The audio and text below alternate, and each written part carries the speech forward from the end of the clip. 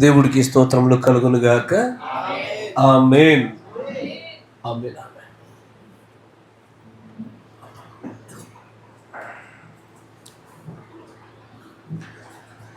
దేవుడికి స్తోత్రములు కలుగును గాక. ఆమేన్. అమ్మా ఏందమ్మా ఎప్పుడు అదే పిల్లలు నిలబడతా ఉంటారు? మీరేం గద్దించారా? ఏమి ఒక 100 మార్లు చెప్పించుకుంటారా?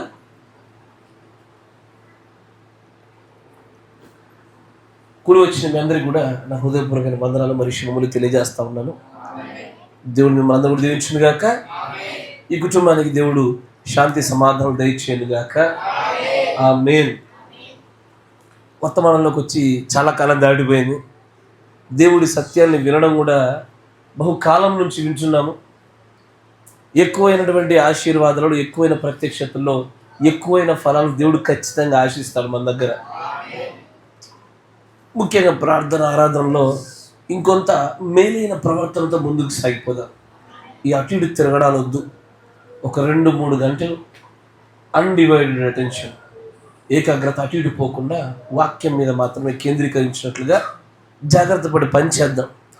మరి చిన్నపిల్లలు మనం ఏం చేయలేం, కానీ కొంత మన మాట వినగలిగే పిల్లల్ని మాత్రం కంట్రోల్ చేయండి. మీరు అటు ఇటు తిరగబాకండి. ఉండే గంటన్నర వర్తమానం సాధారణ గురుకుడికి ఎక్కువసేపు ఉండదు.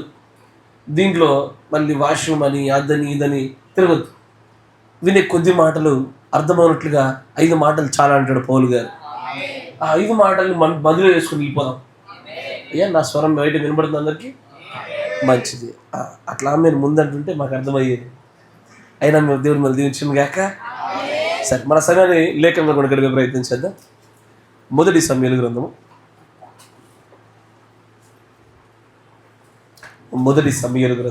15వ అధ్యాయము. పెంచాలా? అది మొదటి సమూయేలు గ్రంథము 15వ అధ్యాయము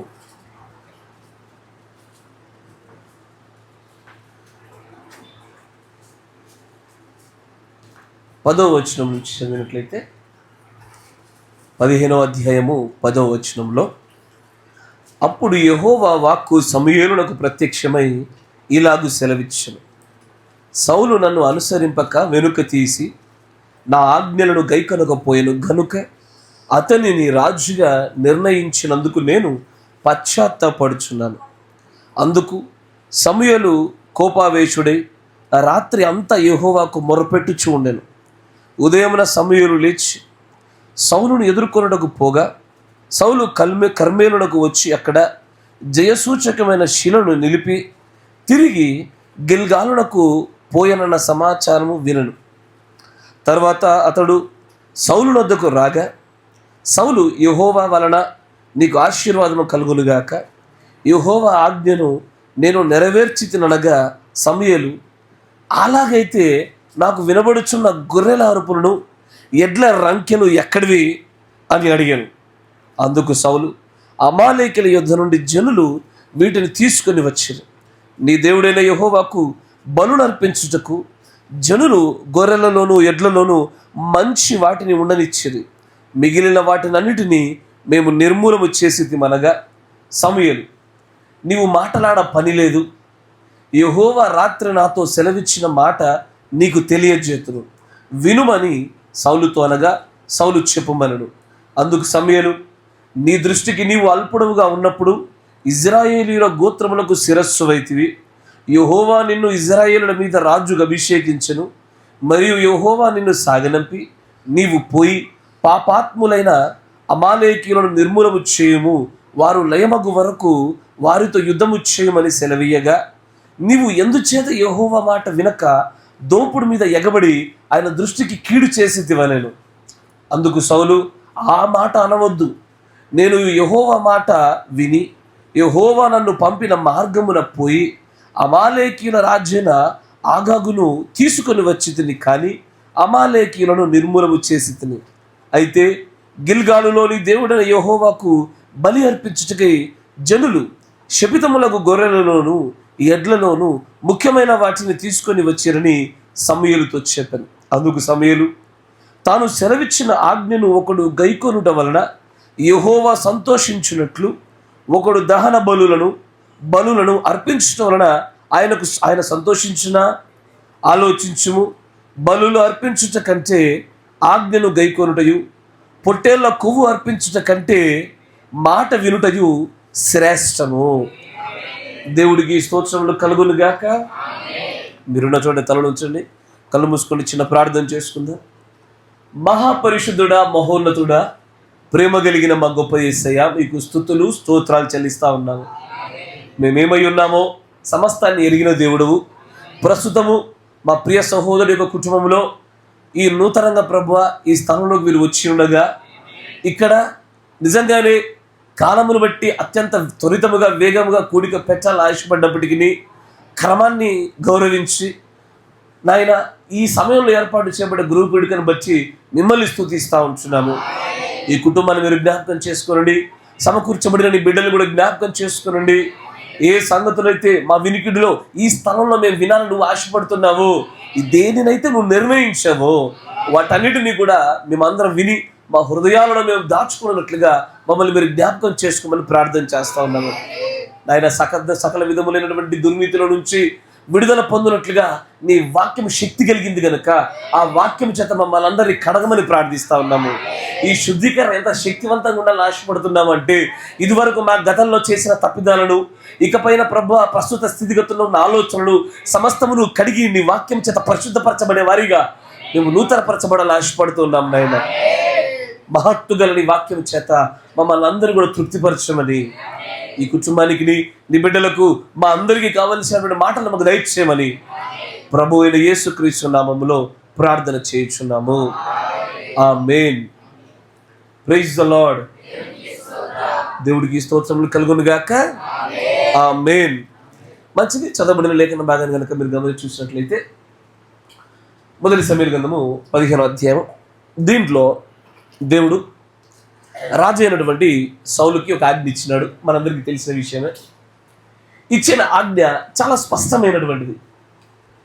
దేవుడు ఎన్నడూ కూడా ఇప్పుడు ఇక్కడ కూర్చో, కాదు ఇక్కడ కూర్చో అని వెనువెంటనే మాట మార్చేవాడు కాదైనా. ఆయన మాట చాలా విశ్వాస్యతతో కూడుకున్న మాట అవ్వడం వల్ల అది బయలుపరచబడిందంటే అది జరిగి తీరాలి, అది ఆమెను అయి ఉండి తీరాల. ఆయన పలికే ప్రతి మాట వెనకాల సంఘమంతటికి, తన ప్రజలంతటికి క్షేమకరమైనటువంటి అనేకమైన సంగతులు దృష్టిలో పెట్టుకునే ప్రతి మాట సెలవిస్తూ ఉంటాడు ఆయన. ఆమేన్. అయితే రాజు అయినటువంటి సౌలుకి దేవుడు చెప్పినటువంటి ఒకే ఒక్క మాట ఏంటిది? నీ పితరులు ఇజ్రాయేలీలు ఐగుప్తులో నుంచి బయటకు వచ్చి చూడగా అమాలేకీయులు కలగజేసినటువంటి ఇబ్బందిని దేవుడు జ్ఞాపకం చేసుకొని వారిపైకి యుద్ధానికి వెళ్ళి సమస్తమును నిర్మూలము చేయమని దేవుడి ఆజ్ఞ. సమస్తాన్ని కూడా నిర్మూలన చేయమని దేవుడి ఆజ్ఞ. ఇప్పుడు రానే వచ్చినాడు, యుద్ధము జరిగింది. తీరా చూసరికి ఎక్కడో చిన్న చితక మార్పులు కనబడతా ఉంటున్నాయి. ఏంటి ఆ మార్పులు అంటే, ఇప్పుడు నేను కదా గురువు గుడికిలో ఈ పదార్థాలు మాత్రమే అన్న చోట కొంతమంది సౌలు తెలివితేటలు వాడతారు. అన్నమాట వింటున్నారా? సౌలు తెలివితేటలు వాడతారు. ఏమని? దేవుడి బిడ్డల కోసం మంచిది పెట్టకూడదా అని కొన్ని జోడిస్తారు, కొన్ని కలుపుతారు, కొన్ని తీసేస్తారు. ఇవన్నీ సౌలు తెలివితేటలు, చావు తెలివితేటలు ఇవన్నీ కూడా. కానీ దీనిని సమూయేలు ప్రవక్త గారు ఒక అద్భుతమైన మాట చెప్తాడు. ఇది క్రైస్తవ ప్రపంచంలో చాలా ఫేమస్ డైలాగ్. ఇది ఏంటది? మాట వినుట శ్రేష్టం.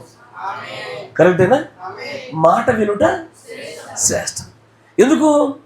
మాట చెప్పేదే వినడానికి. ఆ మాట వినకపోయేసరికి ఏదో కీడు జరుగుతుంది కాబట్టి అలాగూ జరగకుండా ఉండాలని ఏ మాట అయితే సెలవు ఇవ్వబడిందో అది చేస్తే చాలు. కొన్ని చోట్ల ఎలా ఉంటుంది అంటే, మీకు ఉదాహరణ చెప్తా. మనం బయట షాపింగ్లు చేస్తాం చూసారా, కొన్ని పదార్థాల పైన ఎక్స్పైరీ అని ఉంటుంది, కొన్నిటి పైన బెస్ట్ బిఫోర్ అని ఉంటుంది. నా మాట మీకు అర్థమవుతుందా? ఎక్స్పైరీ ఉంటుంది, బెస్ట్ బిఫోర్ ఉంటుంది. రెండింటికి తేడా ఏంటంటే, ఎక్స్పైరీ అంటే అప్పటికప్పుడు ఆపేసేయాల, ముట్టదు దాన్ని. ఇక బెస్ట్ బిఫోర్ అంటే ఏంటంటే ఆ సమయంలోగా తీసుకుంటే అది దాని వెనకాల రాసిన మంచి పోషణ, మంచి రుచి, మంచి నాణ్యమైన స్థితిలో పనిచేస్తుంది. ఆ తర్వాత అంతకుమించి వాడితే కొంత టేస్ట్ మారచ్చు, పోషణ మారచ్చు, కొద్ది పదార్థాలు మారచ్చు, బట్ ఇవ్వబడిన డేట్ కంటే కొద్ది ఎక్కువ కాలం వాడుకోవడానికి అవకాశం ఉంటుంది. దేవుడిచ్చే ఆజ్ఞల్లో కూడా కొన్ని ఆజ్ఞలు ఎక్స్పైరీ లాగా ఉండేవి, కొన్ని బెస్ట్ బిఫోర్ లాగా ఉండేవి. నా మాట వింటున్నారా? బెస్ట్ బిఫోర్ లాంటి ఆజ్ఞలు ఉన్నాయనుకోండి, ఆజ్ఞాపించబడిన అక్కడ ఎక్కువ చేయాలి ఆ సందర్భాల్లో. కానీ కొన్ని ఎక్స్పైరీలా ఉంటాయి, అక్కడికి ఆపేసేయాల. అంతకు మించి ఇంకొక ఆలోచన ఉండద్దు. అయితే, కానీ, మరి, అట్లయితే అని ఈ కంజంక్షన్స్ యాడ్ చేయకూడదు. దేవుడు ఇచ్చేటువంటి ఆజ్ఞల్లో ఈ 2 రకాల ఆజ్ఞలు చాలామంది మర్చిపోతారు, గుర్తుపెట్టరు. అరే, ఒక చోటనేమో ఆజ్ఞాపించబడిన దానికంటే ఎక్కువ చేస్తే కృప పొందుకొని చాలా రాయబడింది. మరొక చోటేమో ఆజ్ఞాపించబడింది చేస్తే చాలు, అంతకు మించిన బలులు, కొవ్వినటువంటి ఆ యొక్క కోడెల యొక్క కొవ్వు అక్కర్లేదంటాడు. దేవుడిచ్చే ఆజ్ఞల్లో ఏది హద్దులతో కూడుకుంది, ఏది స్వతంత్రతతో అధికంగా చేయుటకై చేయబడతా ఉందో గమనించగలగాల. ఆమేన్. సౌలు గారికి దేవుడు ఇచ్చినటువంటి ఆజ్ఞ ఎలాంటి ఆజ్ఞ అంటే, ఆజ్ఞాపించబడిన దానికంటే ఎక్కువ చేసే ఆజ్ఞ కాదు ఇది. ఇది ఎలాంటి ఆజ్ఞ? హద్దులతో కూడుకుంది, పర్టికులర్ ఎక్స్పైరీతో కూడుకుంది. ఎలాంటిది? ఇది చెయ్యి అంటే ఇంతే చేయాల, కుడికి తిరగమంటే కుడికే తిరగాల, ఎడమకి తిరిగంటే ఎడమకి తిరగాల, ఇంతకు మించి ఎక్కువ చేయకూడదు. దేవుడు అంతకు మించి ఎక్కువ చేసిన ప్రతిసారి యెహోవా మాటను దాటి వెళ్ళిపోయినటువంటి తమ సొంత ఉద్దేశాల వైపు ఆనుకుని ఉన్న ప్రజలుగా లెక్కిస్తాడు. కొన్ని ఆజ్ఞలు ఉంటాయి, ఎలాంటివి? పేదలకు దానం చేయుట. ఎంత చేయాలి? ఇంత అంత ఉండదు, ఎంతనో చేసుకోవచ్చు. ఆజ్ఞాపించబడిన కంటే ఎక్కువ చేసుకోవచ్చు. అందుకే దశంభాగం కూడా అలాంటిదే, దేవుడికి ఇచ్చేవి అలాంటివే, ఎదుటి వారికి సహాయం చేసేది అలాంటిదే. వీటికి హద్దులు ఉండవు. ఎంత ఎక్కువ చేస్తే, ఆజ్ఞాపించబడిన దానికంటే ఎక్కువ చేస్తే అధికమైన కృపను పొందుకునే ఆజ్ఞల వర్గానికి సంబంధించి. కానీ ఎందుకో సౌలు ఈ రెండింటి మధ్యలో ఉన్న వ్యత్యాసాన్ని కోల్పోయినాడు.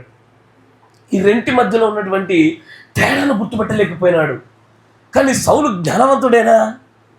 సౌలు ప్రవక్తల్లో ఉండేనా? ఉన్నాడు. ఖచ్చితంగా జ్ఞానవంతుడే, దేవుడి లేఖనాల గురించి ఖచ్చితమైన అవగాహన కలిగినోడే. కానీ ఇదిగో చేయి అని చెప్పిన చోట చేయుట కంటే కొంత మార్పులు చేర్పులు జరిగిస్తూ వచ్చినాడు. ఇది జరిగేసరికి దేవుడు అదే రోజుకి ముందు రాత్రి సమూయేలు ప్రవక్త దేవుడితో మాట్లాడుతున్నాడు. కరెక్టేనా? మాట్లాడుతూ ఉండగా దేవుడు సమూయేలు ప్రవక్తకి కొన్ని విషయాలు బయలుపరిచాడు. ఈ ముందు రాత్రే బయలుపరిచే విషయాల్ని తర్వాత తెల్లారి చెప్తున్నాడు. మీరు వింటున్నారా? మీరు జాగ్రత్తగా గమనించండి. ఇక్కడ మీకు అర్థమవుతుంది చూడండి. 10వ వచనం చూస్తే, అప్పుడు యెహోవాకు సమూయేలుకు ప్రత్యక్షమై ఈలాగు సెలవిచ్చెను. సౌలు నన్ను అనుసరింపక వెనుక తీసి నా ఆజ్ఞను గైకొనకపోయాను గనుక అతని రాజుగా నిర్ణయించినందుకు నేను పశ్చాత్తాపడుతున్నాను. అందుకు సమూయేలు కోపావేశుడై రాత్రంతయు యెహోవాకు మొరపెట్టుచుండెను. దేని గురించి? ఆల్రెడీ రాజుగా నియమిద్దామనుకున్న నా ఆలోచన బట్టి నేను చింతపడుతున్నా అన్న విషయాన్ని సమూయేలుకు తెలియపరచగానే రాత్రంతా ప్రార్థన చేస్తున్నాడు. సమూయేలు గారికి యాక్చువల్గా సౌలు గారు అంటే ఇష్టం. కరెక్టేనా? ఎవరో ఒకరు దేవుడి యొక్క ప్రజల్ని ఏలడానికి సరైనటువంటి ఎన్నికలు ఎవరో ఒకరు ఉండి తీరాలని ఆయన కోరిక. రాత్రంతా చేసినటువంటి ప్రార్థనలో పొందుకున్న సమాచారాన్ని అంటాడు, సౌలు ఇప్పుడు చెప్తా విను అనగానే, అసలు ఇజ్రాయేలీలో లెక్క లేకుండా ఉన్న నిన్ను దేవుడు ఇజ్రాయేలుపై రాజుగా పెట్టినాడు. చాలా గొప్ప స్థితి ఇచ్చినాడు. ఉన్నతమైన స్థితి ఖచ్చితంగా సౌలుకి ఎలాగిచ్చాడో, అమ్మా, బ్రదర్, సిస్టర్, ఒక మాట జాగ్రత్త వినండి. మనందరికీ కూడా దేవుడు అర్హత లేని చోట ఏ రకమైన క్రియను ఆధారం చేసుకోకుండా ఉన్నతమైన దశ అందరికీ ఇస్తాడు దేవుడు. ప్రతి ఒక్కడికి ఇస్తాడు. ఆయన ఇవ్వకుండా అస్సలు ఉండడు. ఎందుకంటే ఈ భూలోకంలోని తండ్రుల కంటే ప్రేమ కలిగిన పరలోకపు తండ్రి కనుక. కానీ సమస్య అంతా ఎక్కడుందంటే, ఆయన మనల్ని ఉన్నతమైన దశలోనికి తీసుకెళ్లే క్రమంలో మన ప్రవర్తన, మన యాటిట్యూడే అసలైన కారణము మనం ఆ విజయాన్ని కొనసాగించడానికి, కోల్పోవడానికి. కానీ దేవుడు ప్రతి ఒక్కరికి ఉన్నత దశను అనుగ్రహిస్తాడు. ఒకరికి ముందుగా అనుగ్రహించవచ్చు, మరొకరికి తర్వాత అనుగ్రహించవచ్చు. కానీ ఆయన అనుగ్రహించే దశను నిలుపుకోవడానికే కొన్ని ప్రత్యేకమైన పనులు చేయాల్సి ఉండేది. కరెక్టేనా? ఇప్పుడు సమూయేలుకి, సౌలుకి ఇరువురికి జరుగుతున్నటువంటి డిస్కషన్. దేవుడు నిన్ను ఎక్కడ కూడా పనికిరాని వాడిగా ఉన్న నిన్ను రాజుగా చేశాడు. ఆయన చెప్పింది అమాలేకులకు వెళ్ళి యుద్ధము చేసి అందరిని హతము చేయమంటే నువ్వేం చేశావు? ఆయన చెప్పినట్టే చేశానే. అమాలేకులకు యుద్ధం కంటే అమాలేకుల పైన వెళ్ళాడే. కరెక్టే కదా? యోనా ఇంకా మరీ ఘోరము. నినెవెకి వెళ్ళాడు, తార్షీష్కి వెళ్ళాడు. ఈయన అమాలేకుల యుద్ధం అంటే అమాలేకుల పైకే వెళ్ళాడు. బెటరా కదా? కరెక్టేనా? తర్వాత అంత నాశనం చేయమంటే అన్ని నాశనం చేసినాడు. కానీ నువ్వు చెప్పిందే చెప్పినట్టుగా చేశా నేను అనగానే అప్పుడు సమీర్ గారు మాట్లాడారు. ఏమని? ఒకవేళ నేను చెప్పిందే నువ్వు చేసినట్లయితే నాకు వినబడుతున్నటువంటి ఈ పొట్టెల శబ్దం ఏంటి? ఈ ఎడ్ల యొక్క రంకెల శబ్దం ఎక్కడి నుంచి వస్తుంది? ఇవి రాకూడదు కదా. ఆ ఆజ్ఞను నువ్వు చక్కగా పాటించి ఉంటే ఇవి నాకు కనబడకపోయేవిగా. నువ్వు చెప్పినట్టే చేశాము అంటూనే చెప్పని అనేకమైన విషయాలు అక్కడ జోడించబడుతున్నట్టు కనబడతా ఉంది. కరెక్టేనా? ఒక విషయాన్ని మీరు మర్చిపోకూడదు. దేవుడు మనం అందరం కూడా సేవించుచున్న మన ప్రభువైనటువంటి యేసుక్రీస్తు వారు, ఆయన బహు కరుణా సంపన్నుడు. ఆయన అత్యంత కృపగల తండ్రి. ఆయన అత్యంత కృపగల తండ్రి. వెంటనే ఏ నిర్ణయాన్ని తీసుకోడు ఆయన. యాక్చువల్గా వెంటనే ఏ నిర్ణయాన్ని తీసుకోడు. ప్రాముఖ్యంగా మనకు కీడు కలిగేటువంటి, దేవుడు మనకి ఇచ్చిన ఉన్నత దశల నుంచి పడిపోవున్నటువంటి ఆ నిర్ణయాన్ని మాత్రము వెంటనే దేవుడు ఎప్పుడు మనకి ఇవ్వడు. ఏం చేస్తాడు? ఈ లోకంలో ఏ విషయాలైనా చూడండి. ఒక పిల్లోడు వాడిని స్కూల్ నుంచి నేను పూర్తిగా బయట పంపించానంటే ఏం చేయాలా? వాడు మొదటి తప్పిదానికి నేను పంపను. ఒక అవకాశాన్ని ఇస్తా, మరో అవకాశాన్ని ఇస్తా, మరో అవకాశాన్ని ఇస్తా. మళ్ళీ తప్పు చేస్తే అప్పుడు పంపిస్తామని నేను. కరెక్టేనా? Yes or no? దేవుడు కూడా అంతే.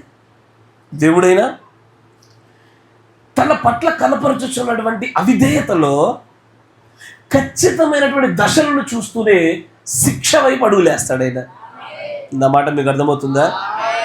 ఈరోజు నేను మీతో మాట్లాడాలనుకుంటున్న అంశము కూడా విధేయత అవిధేయతలలో ఉన్న దశలు. అయ్యా, విధేయత అవిధేయతలలో ఉన్న దశలను గురించి ముందు పెట్టాలని ఆశపడతా వచ్చిన దేవుడు ఖచ్చితమైనటువంటి ఒక దశ నిర్మాణాన్ని ఏర్పాటు చేశాడు. విధేయతలోను అవిధేయతలోను. అన్ని రకములైన అవిధేయతల్ని దేవుడు సమానంగా చూడట్లే. అన్ని రకమైన విధేయతల్ని సమానంగా చూడలే. ఒక్కొక్క దశని ఒక్కొక్క రీతిగా దేవుడు చూస్తూ పరిగణలో తగిన ప్రతిఫలాలు దేవుడు ఇస్తూ వస్తున్నాడు. జాగ్రత్తగా గమనించాలి. తగిన ప్రతిఫలాలను దేవుడు ఇస్తూ వస్తున్నాడు. మీకు కొన్ని ఉదాహరణలు చూపిస్తా. దేవుడు ఇజ్రాయేలీల పాలెములో నివసించు వారి మధ్యలో ఉంటున్నటువంటి ఆయన వారిని వదిలి వెళ్ళిపోవడానికి కూడా వారు ఎన్నో తప్పిదాలు చేశారు, ఎన్నో పాపాలు చేశారు, ఎన్నో మార్లు తిరుగుబాటు చేసినారు. ఒకటా రెండా? ఆయన ఎన్నో మార్లు వారిని వదిలేసి లోబడనని ప్రజలు వీరు అని వదిలేసి వెళ్ళిపోదాం అనుకున్నా మోషే లాంటి కొంతమంది దేవుడు హృదయం కలిగినటువంటి మంచి సేవకుల వలన దేవుడు ఇంకా వారిని పట్టుకొని ఉండగలిగాడు. కానీ ఒక కాలం వచ్చేసింది. ఏ కాలం అది? యెహెజ్కేలు గ్రంథంలో కాలం వచ్చేసింది. ఈ కాలం ఎలాంటిదో తెలుసా? ఇప్పుడు ప్రవక్తలు సైతం మధ్యవర్తిత్వం చేసిన పనికిరాల. కన్నీరు మున్నీరు కార్చి బూడిదలో గోనెపట్ట కట్టుకొని ఉపవాసం ఉండినా కూడా దేవుడు వారి పట్ల కనికరం చూపల. ఆయన మహిమ నెమ్మది నెమ్మదిగా అతి పరిశుద్ధ స్థలంలో నుంచి పరిశుద్ధ స్థలంలోకి, పరిశుద్ధ స్థలం నుంచి గుమ్మం యుద్ధకి, గుమ్మం యుద్ధ నుంచి పట్టణపు గౌరవం యుద్ధకు వచ్చి పూర్తిగా యెరూషలేమును వదిలేసి వెళ్ళిపోయినటువంటి ఆ ఈకాబోదు ప్రక్రియ కనబరచబడతా ఉంది. అంతటి తీవ్రతరమైన నిర్ణయాన్ని దేవుడు ఊరికే తీసుకోడే. విధేయతలను తీసుకోడు, అవిధేయతలను వెంటనే తీసుకోడు.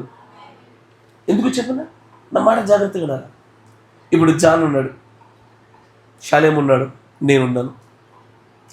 మేము ముగ్గురం ఒకేసారి భక్తి ప్రారంభం చేశాం. కానీ జాన్ గారు చాలా వేగంగా ఆశీర్వాదాలు పొందుకుంటున్నాడు, బాగా ఎక్స్ట్రాడినరీ స్పీడ్తో ముందుకెళ్తున్నాడు. బట్ వాడు వింటున్నది, వీడు వింటున్నది, నేను వింటున్నది ఒకటే వాక్యము. అందరిది ఒకటే సంఘము, అందరికి ఒకటే కాపరి, అందరి పైన కుమ్మరి విప్పబడుతున్న వర్షం ఒకటే. వృద్ధిలో తేడాలు కనబడతాం. ఈ వృద్ధిలో తేడాలు దేన్ని బట్టి? ఈ ముగ్గురు కూడా కృపలోనే పెట్టబడ్డ వాళ్ళే. మేలును పొందాలంటే కృపతోనే సాధ్యమవుతుంది. కానీ వీడు అందరికంటే ఎక్కువగా వేగంగా ఆశీర్వాదాలు పొందుతూ ఎదుగుతూ పోతున్నాడు. వాడు కొంత తక్కువగా ఉన్నాడు, నేను మరింత కుంటుబడిపోయాను. వాళ్ళిద్దరి ప్రార్థన కనుక ప్రార్థన ఎక్కువ, మా ముగ్గురులో ఉపవాసాలు వీడిది ఎక్కువ. అయినా వృద్ధి చెందుతుంది మాత్రం వీడే. ఎవరు సంతోషించారు నవ్వు. వాడు మాత్రం వృద్ధి చెందుతూ ఉన్నాడు. దేనికి అంటే నేను యెహోవాని ఎన్నడూ కూడా సేవింపకుండా, ఆయన మాట వినకుండా, ఆయన ఎలాగైనా బాధ పెట్టువాడినేనా? కాదే. షాలేంకి దేవుడు అంటే ఇష్టం లేదా? వాడు దేవుని ప్రేమిస్తున్నాడు, సేవిస్తున్నాడు, ఇష్టపడుతున్నాడు. దేవుడు ప్రతి మాటను కూడా పాలు పంపులు పొందుకోవడానికి వాటి ఫలాల్లో ఆసక్తి కలిగి ఆతృత కలిగి ముందుకు పోతున్నాడు. బట్ యట్ దాంట్లో కొంతమంది మాత్రమే ఎక్కువగా అభివృద్ధి పొందగలుగుతుంటున్నారు. కరెక్టేనా? ఇది మేలుల వైపు. ఇప్పుడు కాస్త వెనక నలుగురు తీసుకుందాం. ఈ వెనక నలుగురు ఉన్నారు.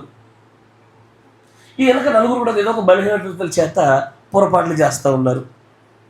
కానీ ఒక ఆయనకేమో యాక్సిడెంట్ కాలు ఇరిగింది,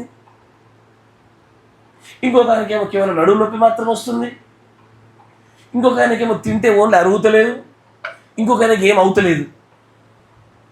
కానీ నలుగురికి నలుగురు అవిధేయులే. నా మాట మీకు అర్థమవుతుందా? నలుగురు అవిధేయులే. నలుగురి శిక్షలు ఒకలా లేవు, నలుగురు విధేయులే. అందరి ఆశీర్వాదాలు ఒకలా లేవు. దేనికై అంటే దేవుడు ప్రవక్తే ఇక్కడ ఒక క్రమాన్ని దేవుడు పాటిస్తున్నాడనే విషయాన్ని చూపిస్తాడు. అక్కడ అవిధేయతల్లో దశలు పెట్టబడతా ఉన్నాయి, విధేయతల్లో కూడా దశలు కనబడతా ఉన్నాయి. నా మాట వింటున్నారా? ఇక్కడ ఇజ్రాయేలీలలో నుంచి దేవుడు ఆత్మ వెళ్ళిపోవడానికంటే మునుపు ఇజ్రాయేలు చేస్తున్న తప్పిదాన్ని తీవ్రతల రూపంలో దేవుడు చూపుతూ వస్తున్నాడు. మీకు కొన్ని విషయాలు మీకు కళ్ళ ఎదుట పెడతా. యెహెజ్కేలు గ్రంథము 8వ అధ్యాయం.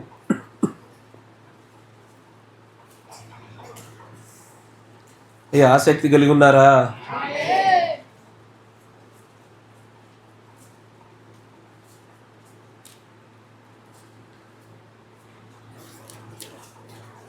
యెహెజ్కేలు గ్రంథము 8వ అధ్యాయాన్ని కొంచెం జాగ్రత్తగా గమనించండి. నేను కొంత కాంప్లికేటెడ్గా దీన్ని చెప్పొద్దని ఆశపడుతున్నా.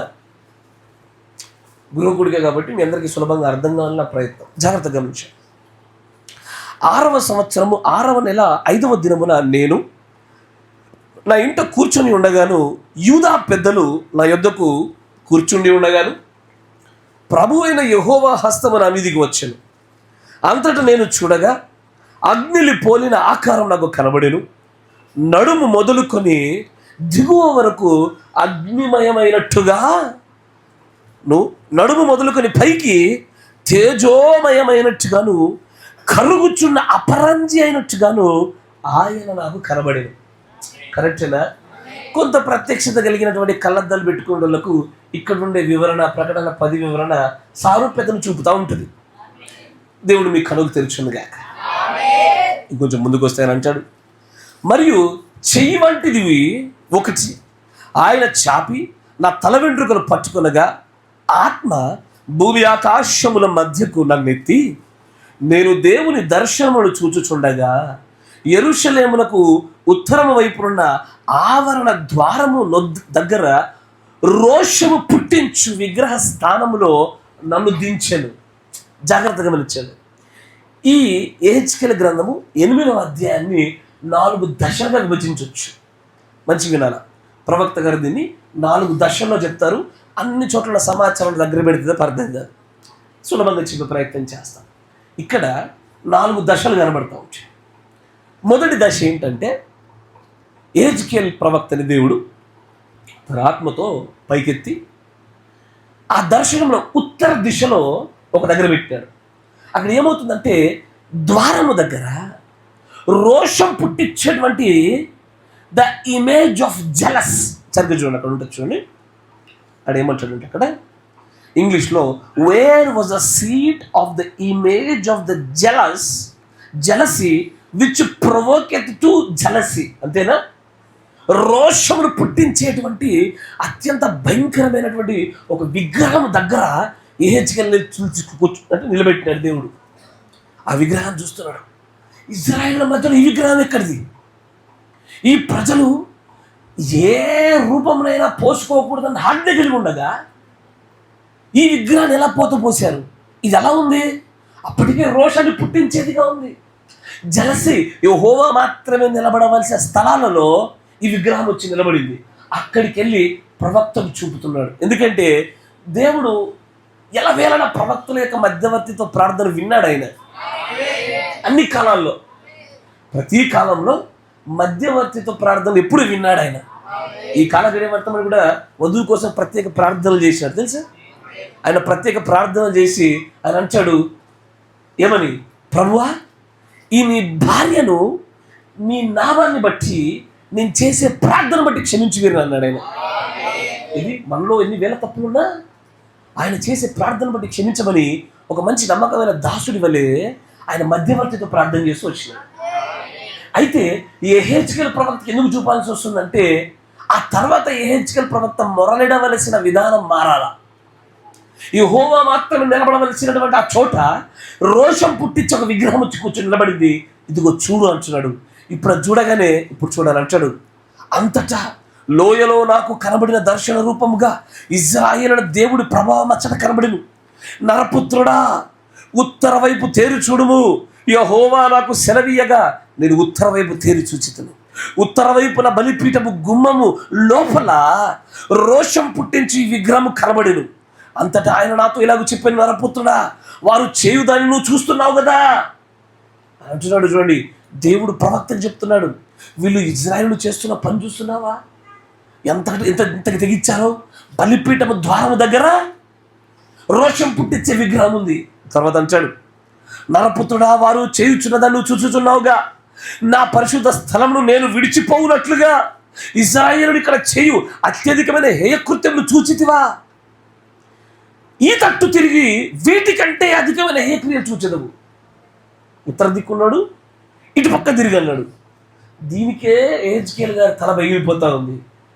అసలు బలిపీఠం ఉండే ద్వారం దగ్గర, యెహోవా మహిమ నింపబడవలసిన చోట, యెహోవా స్థలములో రోషం పుట్టించేటువంటి ఒక విగ్రహం ఉండగా, ఇదే యెహెజ్కేలుకి అత్యంత బాధాకరమైన విషంగతి ఉండగా, ఇదేముంది, ఇది ఇంకా మొదటి దశే, ఇది ఇక ఫస్ట్ స్టేజే.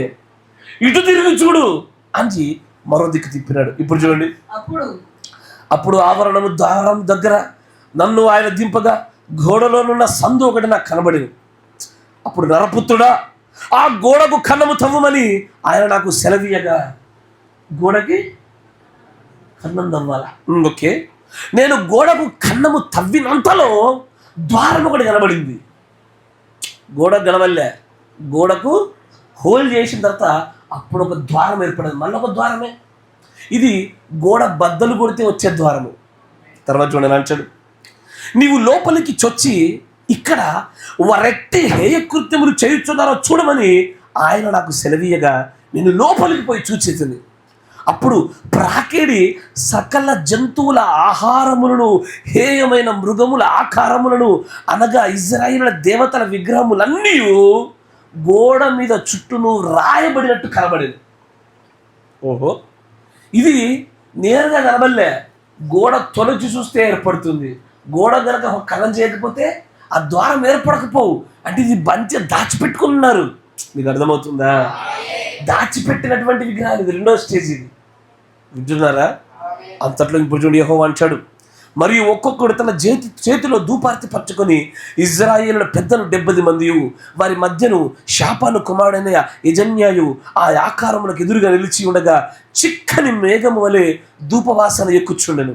అప్పుడు ఆయన నాకు సెలవిచ్చినది ఏమనగా, నరపుత్రుడా, యెహోవా మమ్మును కానక ఉండును, యెహోవా దేశమును విసర్జించను అని అనుకుని ఇజ్రాయేలుల పెద్దలు చీకటిలో తమ విగ్రహపు గదులలో వారిలో ప్రతివాడు చేయుదాన్ని నువ్వు చూచుచున్నావు కదా. మరియు ఆయన నువ్వు ఈ తట్టు తిరుగుము అన్నాడు. ఒక ఉత్తరం అయిపోయింది, ఇంకో తట్టు అయిపోయింది. ఇక్కడనేమో బలిపీఠం దగ్గర రోషం పుట్టించే విగ్రహం ఉంది, ఇంకో తట్టేమో గోడ ఉంది. గోడ నువ్వు రంధ్రం చేసి చూస్తే ఆ గోడ మీద ఇజ్రాయేలు చేయి విగ్రహాలు అది సంబంధించిన ఆకారాలు అన్నీ ఉన్నాయి అక్కడ. ఇంకో తట్టు తిరిగి అంటున్నాడు ఇప్పుడు. తర్వాత మరియు నువ్వు ఈ తట్టు తిరుగుము, వీటిని మించిన, ఇది మించిన, మొదటి దానికంటే రెండోది మించింది, రెండో దానికంటే మూడోది మించింది. ఇప్పుడు అంటాడు మించిన అతిహేయ కృత్యమును వారు చేయుట చూతువని నాతో చెప్పి యెహోవా మందిరపు ఉత్తర ద్వారం దగ్గర నన్ను దింపగా అక్కడ స్త్రీలు కూర్చుండి, ఎవరు? స్త్రీలు కూర్చుండి తమ్మూజు అను దేవతను గురించి ఏడ్చుట చూచి తిని. ఊరిని స్త్రీలు ఎవరి కోసం ఏడవాలా? ఎవరి కోసం ఏడవాలా? వారి పిల్లల కోసం ఏడవాలా? వారి కుటుంబాల కోసం ఏడవాలా? స్త్రీలు కూర్చొని తగులబడి అయ్యో తమ్మూజు అంటున్నారు. ఏంటది? ఇప్పటిదాకా వీళ్ళ ఆకారాలు ఉంటే, విగ్రహాలు ఉంటేనే ఓ స్థాయి అనుకున్నారు. ఈసారి ఏకంగా ఆ ఆచార సంబంధమైనటువంటి ఆ అన్య దేవతల కోసము ఏడ్పులు కూడా మొదలుపెట్టారు. ఇక విచ్చున్నారా? ఇది రెండవ దానికంటే మరింత హేయమైన కృత్యం. ఇంకొంచెం ముందు నడిచాడు. అప్పుడు ఆయన నరపుత్రుడా, ఇది చూచితివి కానీ నీవు తిరిగి చూచినలా వీటిని మించిన హేయ కృత్యములు చూద్దాం నాతో చెప్పాను. ఊరిని మొదటి దిక్కు కంటే రెండో దిక్కు ఘోరం, రెండో దిక్కు కంటే మూడో దిక్కు ఘోరము. ఇప్పుడు అంటాడు ఈ మూడో దిక్కు కంటే ఇప్పుడు నాలుగో దిక్కు చూస్తూ ఇప్పుడు ఎట్లుంటుందో తెలుసా? స్టోరీ మారిపోద్ది. ఇప్పుడు అంటాడైనా యెహోవా మందిరపు లోపలి ఆవరణలో నన్ను దింపగా అక్కడ యెహోవా ఆలయ ద్వారం దగ్గరనున్న ముఖ మంటపమునకును బలిపీఠమునకును మధ్యను ఇంచుమించు 25 మనుషులు కనబడిరి. వారి వీపులు యెహోవా ఆలయము తట్టును, వారి ముఖములు తూర్పు తట్టును తిరిగి ఉండెను. వీపులు ఎక్కడున్నాయి? యెహోవాకి ఏం చూపుతున్నారు? వీపు చూపుతున్నారు. ముఖాలు తూర్పు తట్టుగా ఉంటున్నాయి. చూపుతూ వారు తూర్పుననున్న సూర్యుడికి నమస్కారం చేస్తున్నారు. మీరు వింటున్నారా? దేవుడు ఈ 4 రకములైన హేయ కృత్యాలకు దశలను ఏర్పాటు చేసి మొదటి దానికంటే రెండోది, రెండో దానికంటే మూడోది, మూడో దానికంటే నాలుగోది అత్యంత హేయ కృత్యము అని చెప్పినాడు. చెబుతూ వీటన్నిటిని చూసావు కదా, ఇందుకే నేను ఇజ్రాయెల్లోంచి బయటికి వెళ్ళిపోతున్నా. నేను ఉండయిగా వారి మధ్యలో పనిచేయదు. ఇక మహిమ వెళ్ళిపోవాల్సిందే, ఈ కాబోధన రాయాల్సిందే. ఒక తప్పికి వెళ్ళిపోయాడా? రెండో దానికి, మూడో దానికి 4 దశల్లో జరిగిన తర్వాతే పరిపూర్ణమైన కార్యంగా దేవుడు అక్కడి నుంచి వెళ్ళిపోవడం జరుగుతూ ఉంది. కానీ జాగ్రత్త, 4వ అత్యంత ఘోరమైన హేయకృత్యము తర్వాతే దేవుడికి నమస్కారాలు చెందవలసిన చోట ప్రజలు మరొకడికి నమస్కారాలు చెప్తున్నారు. ఎవరికి? యెహోవా సన్నుకు కాకుండా యెహోవా సన్నుకు చెప్తున్నారు. అయ్యా, యెహోవా సన్నును ఆరాధించేది ఎవడయ్యా? ఈ స్పిరిట్ ఎక్కడిదయ్యా? దేవుడి స్థలంలో మరొకడు ఎందుకు కూర్చున్నాడయ్యా? హేయమైన వస్తువు ఎందుకు నిలబడ్డదయ్యా? ఇదంతా ఎక్కడ చూపిస్తుందయ్యా? దేవుణ్ణి మాత్రమే సేవించవలసినటువంటి యెరూషలేము మందిరములో యెహోవాకు బదులుగా అత్యంత హేయమైన వస్తువు నిలిచే స్థానాన్ని చూపుతున్నాడు ముందే అక్కడ. మీరు వింటున్నారా? మొదటిది ఏంటిది? ఉత్తరపు గుమ్మము దగ్గర ఒక విగ్రహమును, రోషకారమైన విగ్రహాన్ని ఏడ్చుకెళ్ళి ప్రవక్త చూచుతా. కరెక్టేనా? ఇది నేరుగా ఇజ్రాయేలు ప్రజలందరూ కూడా విగ్రహారాధన వైపు ఆకర్షించబడిన మొదటి స్టేజ్ని చూపిస్తున్నాడు.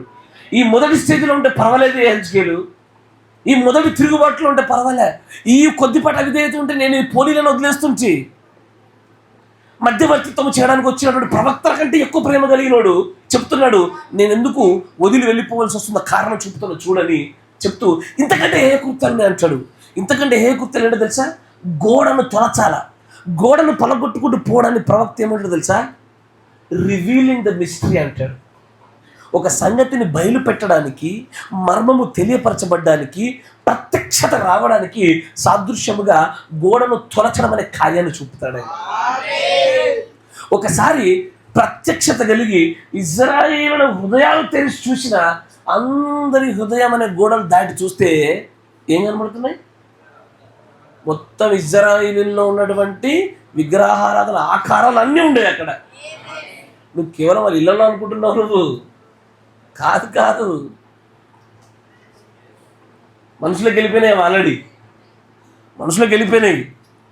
తర్వాత వారు తమ కుటుంబీకుల్లో ఒకటి కోసం ఏడ్చినట్టుగా వారు తమ్ము చేయనటువంటి అన్ని దేవతల కోసం ఏడ్చేంత మరింత ఘోరంగా తమ హృదయాన్ని అమ్మివేసేసుకున్నారు. వాళ్ళు దే సోల్డ్ దేర్ హార్ట్స్. వారి హృదయాలు అమ్మేసుకున్నారు వారు. ఈ మూడవ స్థాయి అవిధేయతను చూపిస్తూ ఉన్నాడు. ఇక నాలుగోది అయితే అత్యంత ఘోరము. అది ఏకంగా దేవుణ్ణి అమ్మేసినారు. దేవుడు వీపు చూపించి దేవుణ్ణి అమ్మేసుకొని వాళ్ళు సూర్యునికి నమస్కారం చేస్తూ సూర్యునికి మొక్కడం మొదలుపెట్టారు. చాలామంది ఇటు వీపు చూపించి సూర్యుని మొక్కుతుంటే అచ్చా నీతి సూర్యుడు యేసుక్రీస్తే కదా అని అట్ట అనుకుంటారు. ఇది ఆ సూర్యుడు కాదు. ఇది ఏ సూర్యుడు? మనకు సండే, మండే, ట్యూస్డే, వెనస్డే అని ఈ రోజులకు పేర్లు పెట్టినటువంటి ఆ రోమన్ స్పిరిట్ ఆరాధించే ఈ సూర్యదేవుడు. నీకు అర్థమైందా? ఆ స్పిరిట్ అప్పుడే ఉందా? ముందు నుంచే నడుస్తుంది ఆ స్పిరిట్. అది రోమ్ స్పిరిట్ ఇప్పుడు ఇక్కడ కొత్తది కాదు. అది ముందు నుంచే సాగుతూ వస్తూనే ఉంది. కరెక్టేనా? ఇక్కడున్న ఈ 4 దశలు 4 గుర్రాలకు సాదృశ్యం.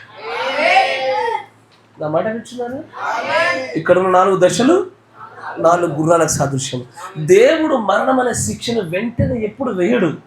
ఈ కాబోదని తన మహిమను వెంటనే తీసేయడు. విధేయతకైనా దశలున్నవి. ఆ దశలను ఉన్నతమైన చివరి దశకి చేరితేనే మరణమైన నిత్య జీవన ఉత్పత్తి అయ్యేది అక్కడ. కరెక్టేనా? మీకు మరొక ఉదాహరణ చూపిస్తే యాకోబు పత్రిక చూడండి, త్వరగా కొంచెం వేగవంతంగా. యాకోబు పత్రిక 1వ అధ్యాయం 15వ వచనం. దురాశ గర్భము ధరించి. 1 దురాశ పాపమును కనగా గర్భమును ధరిస్తుంది కదా. మొదటిగా దురాశ, తర్వాత ఏమవుతుంది? అది గర్భాన్ని ధరిస్తుంది. తర్వాత అది పాపాన్ని, తర్వాత పరిపక్వమై మరణమును కంచా ఉంటుంది. కరెక్టేనా? మీరు చూడండి, డెత్ ఉత్పత్తి అవ్వాలంటే, మరణం ఉత్పత్తి అవ్వాలంటే ముందు 3 మెట్లు ఉండాలి. మరణమే 4వ మెట్టు. దేవుడు పూర్తిగా ఒక వ్యక్తిని త్యజించినట్లుగా అవిధేయత చూపాలి అంటే వాడి 4 మెట్లు దాటాల్సిందే. దురాశ, తర్వాత ఆ దురాశ ఏం చేయాలి? గర్భమును ధరించాలా? గర్భము ధరించింది పాపముగా మలచబడాలి. పాపముగా మలచబడింది మరణాన్ని కలాల. నువ్వు దురాశలో ఉంటే నీకు మరణం రాదు. నా మాట నీకు అర్థమవుతుందా? దురాశలో ఉండగానే నీకు మరణం రాదు. దురాశ గర్భం ధరించే రాదు. అది పాపము ఉత్పత్తి అయినా కూడా రాదు. పాపంలో ఉన్నవాడికి కూడా దేవుడు మళ్ళీ అవకాశాలు ఇస్తూనే ఉంటాడు. కరెక్టేనా? ఒకడు పాపిగా అయినా కూడా అవకాశాలు ఇస్తాడు. రక్తంలో కడుక్కొని మారు మనసు పొందుకుని వెనక్కి వస్తాడేమో అని. కరెక్టేనా? అట్లా దురాశ స్థితిలో ఇస్తాడు, అది గర్భం ధరించే స్థితిలో ఇస్తాడు, మరియు పాపముగా ఉత్పత్తి అయిన స్థితిలో ఇస్తాడు. ఇక అప్పుడు కూడా ఇవ్వడానికి వినలేదనుకో, ఇక 4వదే అత్యంత హేయకృత్యమైనటువంటి ఆ స్థాయికి రాగానే ఏడ్చుకేలు నోరు మూసుకో, ఇక నువ్వు నా కోసం మధ్యవర్తిత్వ ప్రార్థనల కోసం నా దగ్గర చేయబాక అని ఈ కాబోదని రాసుకోవాల్సిందే. ఇక కరెక్టేనా? ఎన్నడూ కూడా 4 దశలలోనే అవిధేయత దేవుడి యొద్ద నుంచి పరిపూర్ణమైన మరణానికి కదా, దేవుడి యొద్ద నుంచి పూర్తి దూరం అయిపోవడం మరణం. కరెక్టేనా? పరిపూర్ణమైన మరణానికి కారణం. అందుకే మీరు అందుకే చూస్తుంటే మొత్తం 7 ముద్రల్లో 4 గుర్రాల గురించి మాట్లాడతారు. ఈ 4 గుర్రాలలోనే ఆ 4వ స్టేజీ దగ్గరే ఏం జరుగుతుంది? మరణం సంభవిస్తుంది. 4వ గుర్రము పాండురవర్ణము, మరణానికి సాదృశ్యము. ఇక్కడే యెహోవా యొక్క స్థలములలో హేయ వస్తువైనటువంటి ఆ దుష్టుడి యొక్క మందిరం నిలబడక తప్పదు. కరెక్టేనా? వీరి వీపుడు యెహోవా తట్టు తిప్పే వీరి ముఖమును మాత్రము మరొకరికి చేయవలసి వస్తుంది. కరెక్టేనా? కానీ మీరు ఇజ్రాయేల్ యొక్క అవిధేయతను చూడండి. ఈ మొదటి 3 వాళ్ళు తయారు చేసుకున్నవి. అయ్యో, రోషం పుట్టించే విగ్రహము మనుషులు తయారు చేసేది. తర్వాత గోడలు చీల్చినప్పుడు వచ్చేటువంటి ఆకారాలు మనుషుడు తయారు చేసేదే. తర్వాత తమ్మూజు మనుషులు దేవుడిగా చేసిందే. కానీ 4వది ఎట్లాంటిది అంటే ఇది మనుషులు చేసింది కాదు, ఇది దేవుడి సృష్టిలోనే వక్రీకరించబడింది. ఇది కరెక్టేనా? దేవుడి సృష్టిలోనే ఉంటూనే వక్రీకరించబడిందిగా ఎంచబడుతున్నదే దేవుడి స్థానాన్ని తీసుకుంటుంది. ఇప్పుడు ఈ స్థానాన్ని భవిష్యత్తులో ఎవరు తీసుకోబోతున్నాడు? దుష్టుడు. వాడిలో పరిపూర్ణముగా సాతాను శరీరధారి అయినప్పుడు వాడు పూర్తిగా స్థానాన్ని తీసుకునే ప్రయత్నం చేస్తాడు వాడు. ఆమేన్. ఆ 4వ దశతోనే మరణం సంభవిస్తుంది. కరెక్టేనా? అందుకు వధు వృక్ష పునరుద్ధరణలో కూడా మనం ఇదే చూస్తాం. 4 మెట్లలో మరణం కనబడుతుంది. కరెక్టేనా? మొదటిది ఏం పురుగు? క్యాంకెవామ్. కరెక్టేనా? తెలుగులో తీయండి. యోవేలు గ్రంథము. యోవేలు గ్రంథములో ఆ పురుగులు ఫలములు ఆకులు బెరడు కొమ్మలు తిని వేసేను. కానీ ఆ పురుగుల పేరు కూడా పాట రాసుకుంటే గుర్తుండేది నాకు కదా. ఓన్లీ ఫలములు ఆకులు బెరడు కొమ్మలు అనేసరికి అదే గుర్తుంది, పురుగుల పేరు రాయలే. చూడండి, క్యాంకెవార్మ్ కదా. గొంగలి పురుగు వదిలిందన్ని క్యాటర్పిల్లర్స్ తింటాయి. తెలుగులో చదువుతున్నా, తెలుగులో చెప్పమ్మా.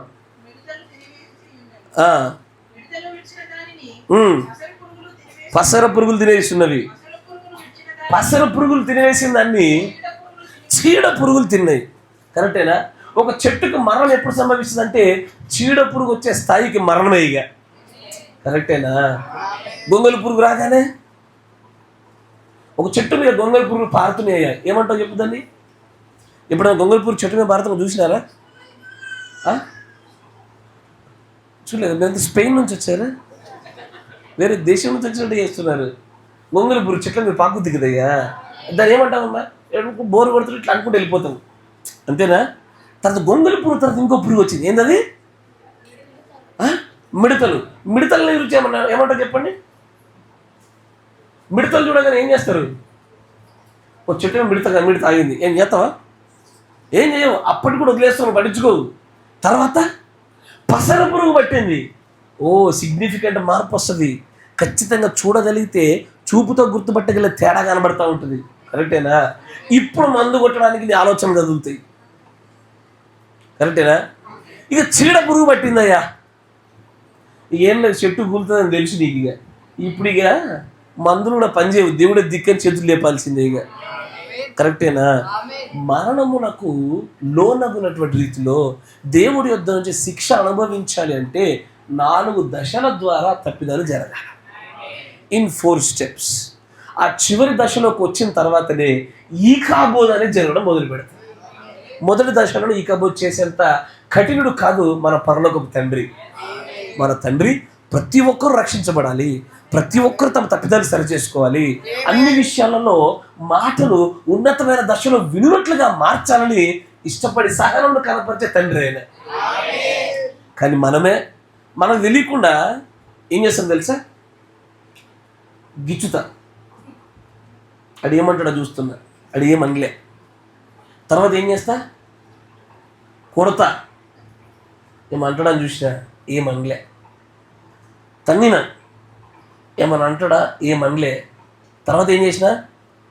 ఉమ్మిన. ఇక వాడు ఆగడిగా. కరెక్టేనా? Yes or no? దేవుడు అవిధేయుల పక్షమున ఆయన కొలత తీస్తూ ఇజ్రాయిల్లోంచి వెళ్ళిపోవడానికి కానీ, ధర్మ విరోధికి తీర్పు తీర్చడానికి కానీ ఆ 4 గుర్రాల గుండా ఈ 4 దశలు ఎలవెల్ల వాడుతూ వచ్చాడు ఆయన. అప్పుడు ఇప్పుడు ఎలవెల్లడు అంతే వాడతాడు. నిన్ను నన్ను కూడా అట్లే చేస్తున్నాడు ఆయన. కరెక్టేనా? దురాశ రాగానే ఎవరినేమనలే. దురాశ రాగానే అయ్యా, దురాశ అంటే ఏంటి చెప్పండి?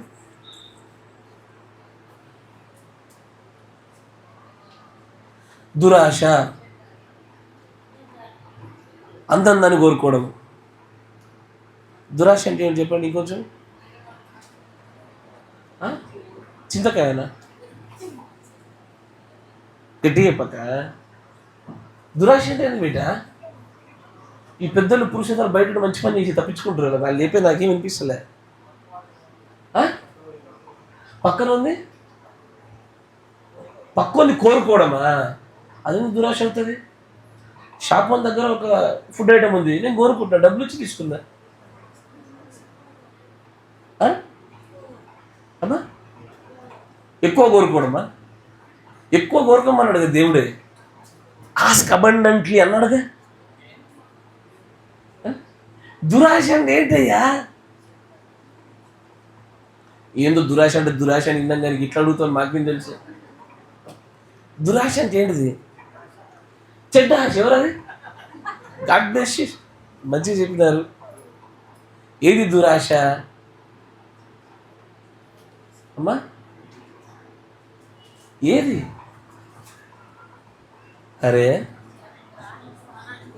అయ్యా, తనని కాని స్థానాన్ని అది దురాశనా? అది మేబీ కన్ఫ్యూజ్డ్ ఆశ కావచ్చుగా, పొరపడ్డ ఆశ ఏమోగా. ఇది దురాశ.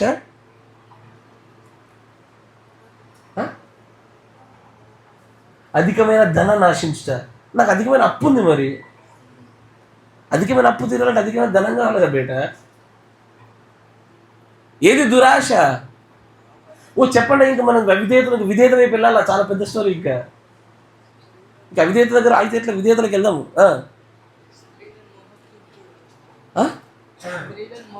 మోహపు చూపుతో చూడడం దురాశ. దురాశ ఒక ఎగ్జాంపుల్ చెప్పినవాడు, వెరీ గుడ్. మోహపు చూపుతో చూడడం అంట. ఏది దురాశ, ఏది మంచి ఆశ అని నిర్ణయించింది వాక్యం ఒకటి. వాక్యములో పరసంబంధమైన ఈవులను కోరుకుని ప్రతిదీ మంచి ఆశే. నిత్యత్వం కావాలి, పరలోకంలో దేవుడితో పాటు ఉండాలి, ఆయనతో పాటు యుగయుగములు జీవించాలి, ఆయనను ఎల్లవేళ మనం సేవించుటకు పరసంబంధమైన ఆశలని మంచి ఆశలే, వాక్యానుసారమైన ఆశలని మంచి ఆశలే. వాక్యములు లేని ప్రతి ఆశ దురాశే. నాకు సినిమాకి వెళ్ళాలని ఉంది, మంచి ఆశ దురాశనా? దురాశే కదా. బైక్ మీద రేసింగ్లోకి వెళ్ళాలని ఉంది, క్రికెట్ బెట్టింగ్ పెట్టాలని ఉంది నాకు, వాట్సాప్, ఇన్స్టాగ్రామ్, స్నాప్చాట్,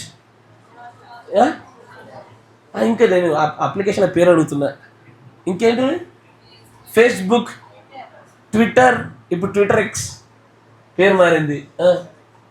ఇవన్నీ మంచి ఆశనా దురాశనా? ఇన్స్టాగ్రామ్ కూడా అవు అంతేనా? లవర్ బాయ్ డాష్ దురాశనా? దురాశ అమ్మా. ఏది వాక్యానుసారమైన ఆశ మంచి ఆశ, ఏది వాక్య విరుద్ధమైందో దురాశ. కరెక్టేనా? ఇప్పుడు ఒక మాట చెప్పండి మీరంతా, ఎన్నడూ మీకు దురాశ కలగలే? ఓపెన్గా మాట్లాడుకుందాం. ఈరోజు జాషువా బ్రదర్ ఇంట్లో ఒప్పుకోలు కూటమి పెట్టుకుందాం మనం. ఏమంటారు? ఒప్పుకోలు కూటమి పెట్టుకుందాం బ్రదర్ ఇంట్లో. దురాశ వచ్చిందా? కానీ వచ్చిన వెంటనే తండ్రి ఎప్పుడైనా కొట్టిండా మిమ్మల్ని? కొట్టలేదు. ఇక ఎందుకు తెలుసా? వెనక్కి తిరిగి వస్తామనేటువంటి ఆయన మనకు అనుగ్రహించిన ఆత్మ పైన నమ్మకం. ఆయనకి మన పైన కాదు నమ్మకము, మనం నమ్మదగిన వాళ్ళం కానే కాదు, మనలో మార్పు చెందించుటకు ఆయన అనుగ్రహించే తన ఆత్మ పైన తనకు నమ్మకం. కరెక్టేనా? దురాశ ఎన్నోసార్లు కలిగింది, కానీ దేవుడు వెంటనే శిక్షించలే. ఇంకొంత ఆశ్చర్యకరమైన విషయం ఏంటంటే ఆ దురాశ గర్భాన్ని కూడా ధరించింది. అంటే వాళ్ళు పొట్టలు వేసేసుకున్నావు, వేసేసావు. గర్భం ధరించమంటే క్రియ అయిపోయింది. క్రియ అయినా కూడా ఎన్నో వాళ్ళు దేవుడు క్షమించాడు. కొంతమందికి తాట తీసిన, దట్ మీన్స్ తోలు తీసిన, అంటే పరిశుద్ధమైన భాషలో చెప్పాలంటే చర్మమును ఒలిచిన వారిని మళ్ళీ క్షమించినాడు ఆయన. కొంతమందికి పాపం అనే స్థాయికి వచ్చినారు. ఏం చేశాడు? కొంత అనారోగ్యాలు ఇచ్చి మరణం దాకపోకుండా ఆపుదామని అనారోగ్యాలు పెట్టినాడు, అప్పుల బాధలు పెట్టినాడు, తర్వాత కుటుంబ బాధలు పెట్టినాడు, తర్వాత ఇంకేం బాధలు పెడతాడు? అరే ఇంకేం బాధలు పెడతాడయ్యా? ఏదో ఒక అడ్డంకి చేత ఆ 4వ దశకి నువ్వు చేరకుండా ఉండడానికి ఆయన ఏదైనా చేస్తాడు. అక్కడ ఏదైనా చేస్తాడు. నువ్వు ఆ సమయంలో తండ్రిని విషయంలో నువ్వు ప్రేమ తక్కువ కలిగి ఉండే అవకాశం ఉంటుందేమో, కానీ అయినా సరే 4వ స్టేజ్కి చేరకుండా దేవుడు నిన్ను ఎల్లవేళ ఆపుతూనే ఉంటాడు. ధర్మ విరోధ సంబంధమైన మర్మము ఈ 4 దశలలోనే సంపూర్తి అవుద్ది. 4వ దశ వరకు వేగంగా వెళ్ళొద్ది, అది ఆగదు. కానీ పరిపూర్ణతకు నేర్చుకోవడానికి మనము ఈ మొదటి 3 వెళ్ళినా దేవుడు ఏదో ఒక అవకాశం ఇచ్చి, కృపనిచ్చి, ప్రేమ చూపించి మళ్ళీ వెనక్కి తీసుకొచ్చి కాపాడుతూనే వచ్చినాడు ఆయన. అయినా సరే ఇక నువ్వు లేదు నేను పోతాను ఆయన అంటే పోతా 4వ దశకి అని పోతే ఇది చేసేది లే. 4వ దశకి ఏమొస్తుంది? ఇక బోధు మరణమే దేవుడు ఎల్లవేళను అనుగ్రహించేటువంటి విషయమై ఉన్నది. అంతేనా? కరెక్టే కదా. ఇప్పుడు ఈ 4 దశల్లో సౌలు ఎక్కడ నుండి చూద్దాం. ఈ 4 దశల్లో సౌలు చనిపోయినాడా లేదా? రాజ్యం తీసేసాడా లేదా? అంటే 4వ స్టేజ్ దాకా మొత్తానికి వెళ్ళిపోయి ఉండి తీరాలా. కరెక్టేనా?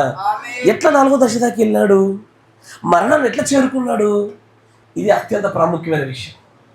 ఏంటంటే దేవుడి ప్రవక్త విధేయతలో ఉండే 4 మెట్లను చూపిస్తున్నాడు. మళ్ళీ ఇప్పుడు అవిధేయతలు 4 మెట్లు ఎట్లా కనబడుతున్నాయో విధేయతలు 4 మెట్లు కనబడుతూ ఉంటున్నాయి. ఆ విధేయతలు 4 మెట్లు మనందరికీ తెలుసు, చాలా అందరికీ అవగాహన ఉన్నది. ఏంటి అంటే విధేయతలో మొట్టమొదటి ఆశీర్వాద స్థాయి, ధన్యత అనుగ్రహించబడే మెట్టి ఏంది అంటే వినుట. బస్ వినడమే. ప్రకటన గ్రంథం అందుకే అంటాడు, ఈ ప్రవచన గ్రంథంలో ఉన్నటువంటి ఈ వాక్యములను వినువాడు, చదువువాడు ధన్యుడు. కరెక్టేనా? కొంతమంది ఏ మార్పు లేదు వాళ్ళ జీవితాల్లో. వాళ్ళు చేసుకున్నటువంటి గొప్ప దేవుడి కృపా కార్యం ఏంటి అంటే ఈ వాక్యం వారి చెవున పడింది, ఆశీర్వాదాలు పొందారు. This is the first stage, మొదటి దశ. వింటే చాలు, కంటిన్యూస్గా వింటూనే ఉండాలి. వింటే చాలు, వింటూనే ఆశీర్వాదాలు ఇచ్చేస్తాడు ఆయన. కరెక్టేనా? ఇప్పుడు ఉదాహరణకి మంచిగా ఒక ఉదాహరణ చెప్తా. నేను అత్యంత కఠినమైనటువంటి అనారోగ్య పరిస్థితుల్లో ఉన్నా, నా దగ్గర సరిపడే ధనం కూడా లేదు. నేనేం చేసిన, దేవుడి వాక్యం విందామని మొదటి స్టేజ్ని విధేయతలో మంచిగా పాటిస్తూ వెళ్తున్నా. నేను 2వ మెట్టుకి వెళ్తున్నా, తర్వాత సంగతి. మొదటి మెట్టే. కానీ ఈ వాక్యానికి సంబంధించిన 4 సహోదరులు ఉన్నారు. ఈ 4 కూడా మెడికల్కి సంబంధించిన వ్యక్తులే. మంచిగా వినాలా. ఇప్పుడు నేను 2వ మెట్టుకైతే ఎక్కలేదు, కానీ మొదటి మెట్టు అనే వినడం అనే స్థాయిలో ఉండడం వల్ల నా పట్ల కనికరం చూపి తండ్రి అందులోనే ఉండేటువంటి కొంతమందిని వాడుకొని నా ఆరోగ్యాన్ని సరిచేస్తాను. ఇప్పుడు నా ఆరోగ్యం బాగుంది కాబట్టి నేను దేవుడు బాగా లోపడ్డానా? లే, మొదటి మెట్టులోనే ఇంత ఆశీర్వాదం. మొదటి మెట్టుకే వాడుకుంటాడు, కృప చూపుతాడు, సరిచేస్తాడు. కానీ విధేయతలో 2వ మెట్టు ఉంది. ఏంటో తెలుసా? విన్నదాన్ని నమ్మడం అంటాడు ప్రవక్త. Believing the word of God. దేవుడి వాక్యాన్ని విశ్వసించడం అని 2వ మెట్టు చేయగలగాల. విశ్వసించడం ఎట్లా? ఆ పాత ఓల్డ్ జాన్ రాయన్ గుర్తుందా? రాయన్ గుర్తుందా? హృదయాలు గట్టి తగిలినట్టున్నాడు ఆయన. ఏమన్నా చెప్పు, ప్రైజ్ ది లార్డ్. నేను చూపు పొందుకున్నా. దేవుడు చెప్పినటువంటి ఏదైతే విన్నామో విన్నదాన్ని విశ్వసించిన వారికి 2వ స్థాయి విధేయత, ఆశీర్వాదం లభిస్తున్నాయి. 2వ స్థాయి. ఈ 3వ స్థాయి, 4వ స్థాయి దగ్గరే విన్నర్స్ డిసిషన్ జరిగేది. 3వ స్థాయిలో ఉండే వ్యక్తులు ఈ లోకంలో మంచి విజయవంతులు, పరలోక రాజ్యానికి రారు. వింటున్నారా? ఈ 3వ స్థాయిలో ఉండే వ్యక్తులు మంచి విజయవంతులు. వీళ్ళు ప్రతి సంఘంలో బాగా ఆశీర్వాదాలు పొందు దేవుడి కృపను బాగా అనుభవిస్తున్నటువంటి ఒక 5-6 కనబడతారు వీళ్ళ మీద ఎప్పుడు. ప్రతి సంఘంలో వీళ్ళు దాంట్లో 90% ఈ 3వ స్టేజ్లో ఉండేటోళ్ళే, మెజారిటీ. ఏంది 3వ స్టేజ్ అంటే ఇది విన్న, విశ్వసించిన ఆ వాక్య ప్రకారంగా నడిచేవాళ్ళు. కరెక్టేనా? నడిచేవాళ్ళు. ఇది 3వ స్టేజ్. ఇది కరెక్టేనా? 3వ స్టేజ్. ఈ 3వ స్టేజీని సంఘశాఖ సహోదరులు కూడా చేయగలుగుతారు. అందుకే వాళ్ళలో కూడా అనారోగ్యాలు పోతున్నాయి, గవర్నమెంట్ ఉద్యోగాలు వస్తున్నాయి, అద్భుతంగా పిల్లలు కంటున్నారు, గృహాలు కడుతున్నారు. దేవుడు మమ్మల్ని ఆశీర్వదించడం వారు చెప్తున్న సాక్ష్యాలు దేవుడు మమ్మల్ని గణపరిచినట్లుగా వారు నిజంగా నిలబెట్టబడ్డవారు. అట్లాగా కానీ వారి విధేయత ఎక్కడి దాకా నిలబడుద్ది అంటే కొంత స్థాయి వరకు నిలబడుద్ది. మరి మూడోదే వాక్యం వినడం అయితే మరి నాలుగోది ఏంటిదయ్యా అనొచ్చు. అయితే ఇక్కడే మనం తీసుకొచ్చుకున్న సౌలుగా కనబడేది మనకి ఏంటంటే, మాట అయితే విన్నాడు, విశ్వసించినంత విశ్వసించినాడు, కానీ పాటించడంలో అసంపూర్ణంగా పాటించినాడు. వింటున్నారా? పార్షియల్ ఇంప్లిమెంటేషన్, అసంపూర్ణముగా వాక్యమును వినుట, అసంపూర్ణంగా వాక్యానుసారంగా జీవించుతారు. బ్రదర్ అన్ని సమయాల్లో బాగా జీవిస్తారయ్యా, కొన్ని సమయాల్లోనే ముక్కు మీద కోపం వచ్చి ఎగరగొడుతుంది నన్ను. అంత బాగా ఉంటాయి, ఇంట్లో మా ఆవిడ దగ్గర ఎగిరిపోద్ది నాది. అంత సూపర్ బ్రదర్. అసలు మొన్న పోయిన నెలంతా ఎట్లున్నా అంటే నేను విపరీతంగా ఉన్నా బ్రదర్. ఒకసారి సరి చేసుకోమని చెప్పగానే మొత్తం అంతా పేరిపోయినా బ్రదర్ నేను. ఇవన్నీ వాక్యాలు వినే బ్యాచే, ఇవన్నీ విశ్వసించే బ్యాచే, కానీ అసంపూర్ణమైన బ్యాచ్ ఇది. నా మాట మీకు అర్థమవుతుందా? ఇది అసంపూర్ణమైన బ్యాచ్. కానీ 4వ స్టేజ్ని ప్రవక్త ఏమంటాడంటే the full surrendering to the word of God, సంపూర్ణమైన విధేయత, విశ్వాసము, పరిపూర్ణ విశ్వాసము. ఇవి ఎలాగో మహిమ, అధిక మహిమ ఎలాగో, సత్యము, సర్వసత్యం ఎలాగో, విధేయత, పరిపూర్ణ విధేయత అలాగా. మీకు అర్థమవుతుందా? విధేయత, పరిపూర్ణమైన విధేయత అలాంటిది. పరిపూర్ణమైన విధేయత గురించి ప్రవక్తగా చెప్పిన కొన్ని మాటలు నేను ముందు పెడతా. చూడండి, ఆయన అంటాడు 64-02-08 ద టోకెన్ అనే వర్తమానంలో మీరు 124వ పేరా చూస్తే గనక ఆయన అంటాడు ఫుల్ ఒబీడియన్స్. ఏంటది? హాఫ్ కాదు, పార్షియల్ కాదు, సీజనల్ ఒబీడియన్స్ కాదు. ఏంటది అయ్యా? మళ్ళీ చెప్తున్నా నేను మీకు, ఎందుకంటే ప్రవక్త గారు నాట్ ఎనఫ్ ఒబీడియన్స్ అనే ఒక పదాన్ని వాడతాడు. ఏంటది? నాట్ ఎనఫ్ ఒబీడియన్స్ అంటే ఫుల్ కాదు, అసలుకి లేకపోవడం కాదు. Not enough obedience. ఒబీడియన్స్ అయితే ఉంది, సౌలుకు ఉందా లేదా? ఉంటేనే కదా అమాలేకలకు యుద్ధం చేసిండు, ఉంది. కానీ it's not the full obedience. ఆయన ఏమంటాడంటే full obedience to the word brings God. ఏంటది? దేవుణ్ణి దించేది, దేవుణ్ణి మన మధ్యలో ప్రత్యక్షమైనట్టుగా చేసేది ఆ పరిపూర్ణమైన విధేయత, ఫుల్ ఒబీడియన్స్. దాంట్లో ఏ కొంచెం లోపం ఉండదు, ఏ మాత్రం కూడా సంకోచాలు ఉండవు దాంట్లో. ఆయన అంటాడు ద వర్డ్ ఎటర్నల్, ఆ నిత్యత్వమైన వాక్యము ఇన్ యు, నీలో. అసలు మనము టోకెన్ ప్రదర్శించకుండా పరలోక రాజ్యాన్ని చేరలేమంటాడు ఇదే వర్తమానంలో. ఏందయ్యా టోకెన్ అంటే ఫుల్ ఒబీడియన్స్, పరిపూర్ణమైన విధేయత, వాక్యమునకు కనపరుచుచున్నటువంటి ఆ వాక్యం మన యందు ఉండుటే టోకెన్. కరెక్టేనా? నాలో నీలో దేవుడు పెట్టిన ఆ వాక్యానికి పరిపూర్ణమైన విధేయత కనపరచుటే ఆ టోకెన్ అంటాడు, గుర్తు అంటాడు. గుర్తు లేకుండా ఎక్కుతాడు ఎవడైనా పరలోక రాజ్యానికి? ఎవ్వరు ఎక్కలేరయ్యా, ఎవరు ఎక్కలేరు. అందుకే అందరం వచ్చి ఒకటే చర్చి, అందరి మీద ఒకటే వాక్యము, అందరి పైన కుమ్మరించబడి ఒకటే వాక్యము. వాక్యంలో, చర్చిల్లో, పాస్టర్లలో, సంఘాల్లో పొరపాటు లేవు, కానీ మాట వినడంలోనే మనలో పొరపాటు ఉంది. విన్నప్పుడు ఏమనుకుంటా, వింటాను, విని సంఘంలో అబద్ధమడి ఆత్మ గురించి చెప్పినా అనుకోండి, నేను విన్న వెంటనే ఏం చేయాలా? నాలో ఉందా లేదని చూసుకోవాలా. అట్ట చూడ నేను, వీళ్ళందరూ అదే ఉంది, వీళ్ళందరూ అదే ఆత్మ ఉంది. మారాల మీరంతా. యువతలకే నొప్పి, వినుట ఆశీర్వాదం లభించింది కానీ విశ్వసించుట ఆశీర్వాదం పోయింది. కరెక్టేనా? వినుట, విశ్వసించుట, మరియు not enough obedience, full obedience. అసంపూర్ణమైన విధేయత, సంపూర్ణ విధేయత. ఈ సంపూర్ణ విధేయత ఎక్కడుంటుందో వారు దేవుణ్ణి పరలోకం నుంచి భూమికి దించగలుగుతారు. They can bring the God down to the earth from the heaven. వారు అలాగ చేయగలుగుతారు. నా మాట మీకు అర్థమవుతుందా? మీరు ఇంకో విషయాన్ని గమనించాలి. అయ్యా, రేపటి దినాన 3వ ఇడుపు యొక్క పలకబడుట మాట పరిచర్య జరిగించబడేది ఫుల్ ఒబీడియన్స్ వల్ల జరుగుద్ది అంటాడు ఆయన. సంపూర్ణ విధేయత కలిగిన వారు మాత్రమే పలకబడిన మాట పరిచర్య చేయగలుగుతారు. అసంపూర్ణ విధేయతల వాళ్ళు ఆ పలకబడిన మాట పరిచర్య చేయలేరు.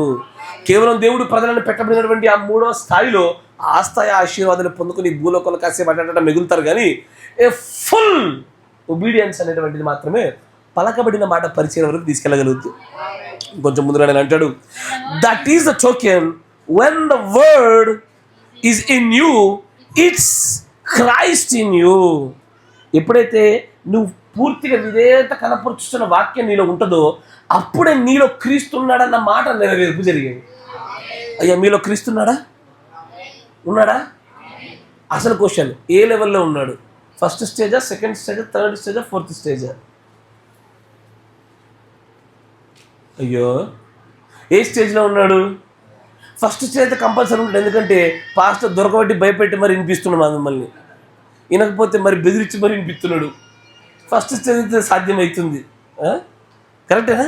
రెండో స్టేజ్ ఇది, ఈ 2, 3, 4 నా దగ్గర లేవు. ఇక ఒకటి మాత్రమే నేను మిమ్మల్ని చెరువు దాకా తీసుకొచ్చేది.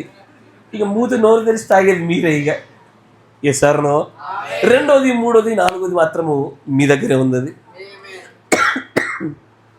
పరిపూర్ణమైన విధేయతలో ఏ విధమైన క్వశ్చన్స్ ఉండవు, ఏ అయితేలు ఉండవు, రీజనింగ్స్ ఉండవు. అసంపూర్ణ విధేయతలోనే కానీ అయితే మరి అక్క కాదు, ఇవన్నీ అసంపూర్ణమైన విధేయతలు వస్తాయి. కరెక్టేనా? మీకు మాట చెప్తా. నేను ఎన్నో మార్లు పిల్లల ఉదాహరణ చెప్పాను మీకు. నేను మొన్న దగ్గర రుతిక్ గారి గురించి చెప్పిన ఆడి బ్యాచ్లో పీటర్ పాల్ కూడా జోడించబడ్డాడు. ఎట్లుంటుందంటే, అరే నువ్వు వెళ్ళి అంటే తోడిట్టాడు. ఎందుకు వెళ్ళమన్నాడు? ఎక్కడికి వెళ్ళమన్నాడు? ఏం తెమ్మన్నాడు? ఏం లే. కానీ మన కంటికి వాడు మూర్ఖుల్లా కనబడుతున్నాడు, కానీ దేవుడు బహుగా ప్రేమించిన వాడినే. నాకు దేవుడు ఏదైనా సెలవిచ్చినప్పుడు ఎందుకు, ఏమిటి, ఎక్కడ, ఎప్పుడు నాకు అవసరం లేదు. ఆయన చేయమంటే చేసేస్తాను నేను. That's the full obedience God wants from his children. వెళ్ళమన్నాడా? వెళ్ళాలా వద్దా? అన్న తిన్నాక వెళ్తా, ఎండ కొడుతుంది సాయంత్రం వెళ్తా అని ఉండరు. అది మూసేస్తారేమో. ఇదంతా సీజనల్ ఒబీడియన్స్. ఇది అసంబద్ధమైనటువంటి అసంపూర్ణమైన ఒబీడియన్స్. ఇది దీన్ని ఎంత మాత్రం దేవుడు ఇష్టపడాడు. మీరు కావాలంటే బైబిల్ మొత్తంలో చూడండి, క్వశ్చన్ అడగకుండా పరిపూర్ణమైన విధేయతను కనపరిచిన అందరినీ దేవుడు గొప్పగా నిలబెట్టినాడు. మోషే, నాతో పాటు ఎవరు వస్తారు? ఈ పోత పోసిన విగ్రహాన్ని పోసిన ప్రతి ఒక్కరు చంపడానికి ఎవరు వస్తారు? టింగు టింగు టింగ్ అని వచ్చింది ఎవరు? లేవీలే.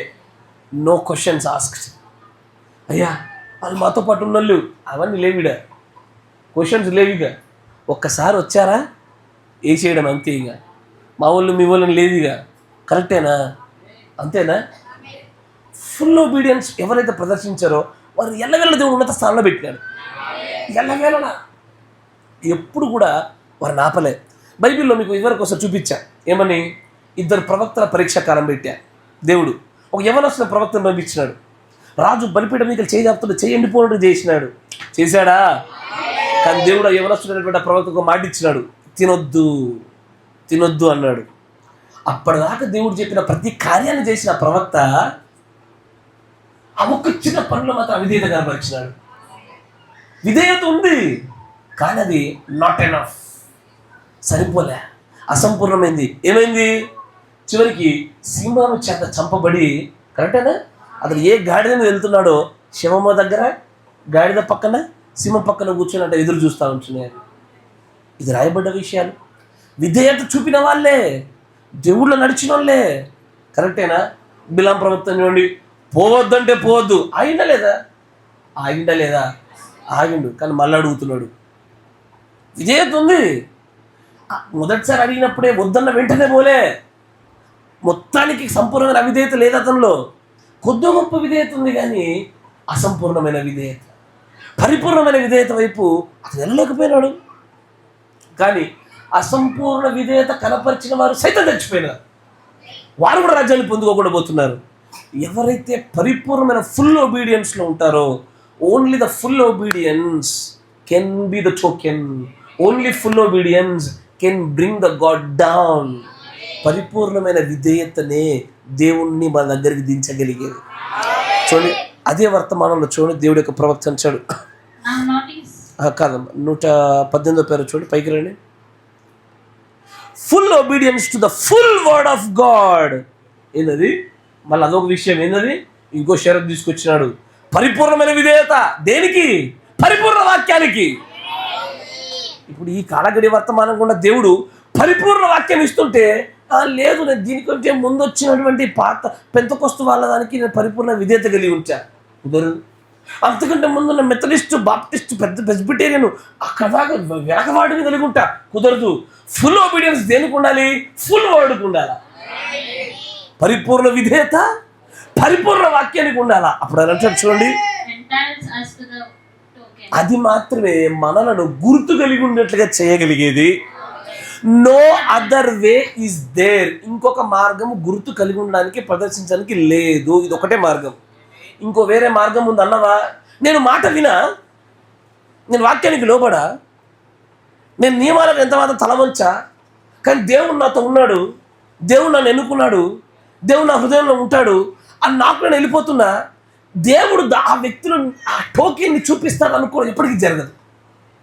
ఆయన ఏమంటాడంటే పెద్ద షరత్ ఇదే, full obedience to the full word.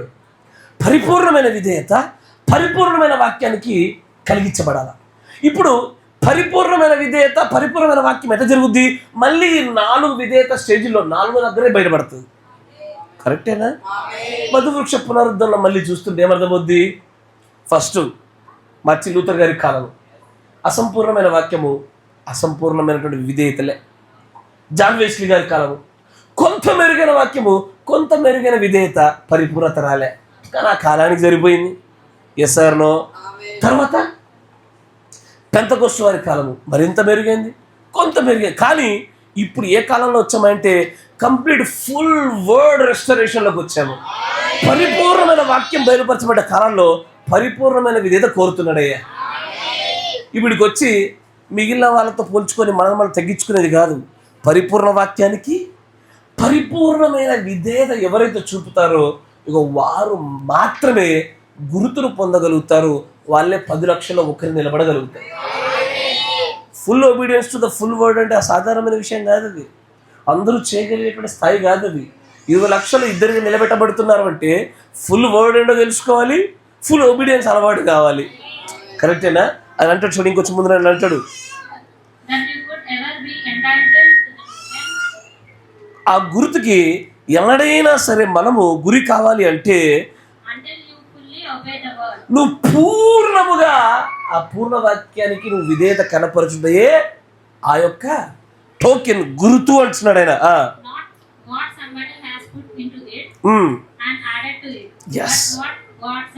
దానికి ఎవరో జోడించింది కాదు, తీసేసింది కాదు. పరిపూర్ణ వాక్యానికి పరిపూర్ణ విధేయత. ఎట్లా చెప్పండి చేసేసారు, అంతే. అంతేనా? Praise the lord. చాలా మందికి అనిపిస్తుంది ఏమని, అరే సౌలుని ఇంత చిన్న కారణానికి ఆమె మైకి తగ్గించాలి, నా మైకి తగ్గించొద్దు. సౌలు యొక్క ఆ రాజ్యాన్ని ఇంత తొందరగా ఇంత చిన్న తప్పిదానికి తీసేసాడేంటి అనుకుంటాడు. కానీ దేవుడు అవకాశం ఇవ్వకుండా ఎవరు తీసేయడుగా. చెప్పేగా మన వాక్య ప్రకారంగా మన దేవుడు కరుణా సంపన్నుడు. ఆయన చాలా చోట్ల సౌలు చూశాడు. సౌలు చేసిన పొరపాట్లు చెప్పండి అయ్యా. ఆయన రాజ్యంలో నుంచి రాజుగా కొట్టివేయబడ్డానికి ముందు జరిగిన తప్పిదాలు ఉన్నాయి. ఏంటో తెలుసా? మొదటి తప్పేంటి? మొదటి తప్పేంటి?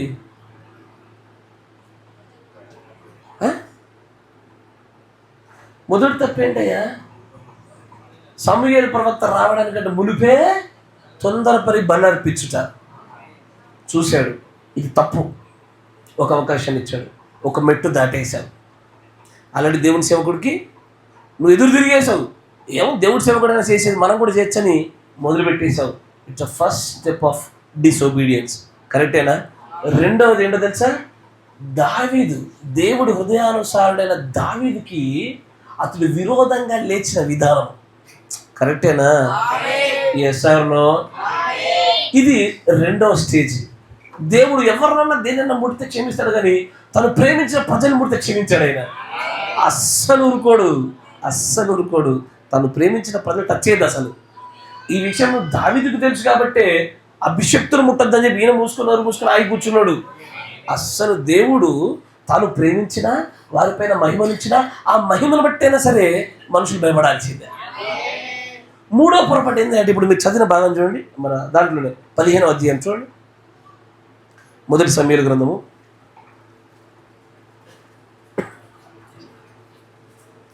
15వ అధ్యాయము 12వ వచనం చూడండి. ఉదయమున సమూయేలు లేచి సౌలును ఎదుర్కొనుటకు పోగా సౌలు కర్మెలుకు వచ్చి అక్కడ జయసూచకమైన శిలను నిలిపి. ఇప్పుడు చూడండి అంటాడు, and when Samuel rose early to meet Saul in the morning, it was told Samuel, saying, Saul came to Carmel, and behold, he set up him a place, and is gone about the past, and gone down to Gilgal. ఇక్కడ ఏం జరిగిందంటే, ఆయన విజయ సూచకంగా ఉండడానికి ఏం చేశాడు? Praise the lord. మంచిది. ఇది రెండోసారి, ఇది మూడోసారి, నాలుగోసారి, ఐదోసారి.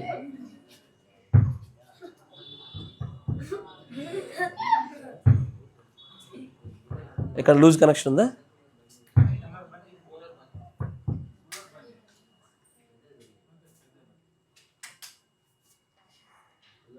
సరే, మీ మనసుని ఆన్ చేయండి. వింటున్నారా? ఈ మైక్ సౌండ్ కంటే నా నార్మల్ స్వరం బాగుంది. ఇట్లా మంచిది. ఇప్పుడు అక్కడ విజయ సూచకమైనటువంటి ఒక మాన్యుమెంటరీ కట్టడం జరిగింది, దేవుడు ఆజ్ఞాపించింది. నా మాట వింటున్నారా? విజయ సూచకమైన ధ్వజం వెళ్ళవేళ యెహోవా మాత్రమే ఉండి తీరాల. కానీ ఆ విజయ సూచకమైన ధ్వజాన్ని ఆ కర్మెల్లో ముందుగానే సౌలు కట్టడం మొదలుపెట్టేశాడు. దేవుడు ఎన్ని స్టెప్స్లో అవకాశం అన్ని స్టెప్స్ అయిపోయినాయి. ఇక there are no more steps. ఇక లేవిగా, అవకాశాలు లేవిగా. దాంతో సమూయేలు ప్రవక్తకు రాత్రి వేళ ప్రార్థన గుండా చేసినప్పుడు దేవుడు ఇచ్చిన ఒకే ఒక మాట ఏంటది? ఇక నిన్ను దేవుడు ఇశ్రాయేలుపై రాజుగా ఉంచకుండా చేస్తాడు. తర్వాత ఒక మాట చూడండి, ఆయన చెప్పిన ఆ మాటలు యెహెజ్కేలు గ్రంథంలో మీరు చూసిన సంగతులు ఎలా ఒకదాంతో ఒకటి ముడిపడతా ఉంటాయో, సారూప్యత ఎలా ఉంటే మీకు అర్థమవుతూ ఉంటుంది. చూడండి 15వ అధ్యాయంలో 23వ వచనము, తిరుగుబాటు చేయుట సోద చెప్పుటయును పాపముతో సమానము, మూర్ఖత అగపరచుట మాయా విగ్రహ దేవతలను గృహ దేవతలను పూజించుటతో సమానము. యెహోవా ఆజ్ఞను నువ్వు విసర్జించితివి గనుక నీవు రాజుగా ఉండకుండా ఆయన నిన్ను విసర్జించేననగా. మంచిగా వినాలా? ఏ విగ్రహాలైతే యెహెజ్కేలు గ్రంథంలో వారి యొక్క బలిపీఠం దగ్గర గోడ తవ్వినప్పుడు, కరెక్టేనా, మరియు ఆయా ప్రాంతాల్లో కనబడ్డాయో వాటికి సమానమైన తప్పిదాలను సౌలు చేసేసాడు. ఇక్కడ అయ్యా మంచిగా వినాలా? ఏ తప్పిదాలు ఇజ్రాయేలులో జరిగితే ఈకాబోదుగా దేవుడి యొక్క మహిమ వెళ్ళిపోయిందో వాటికి సమానమైన తప్పిదాలు సౌలు అలానే చేసేసిండు. దేని ద్వారా? సోద చెప్పుట, తర్వాత రెండోది మూర్ఖత అగపరచుట.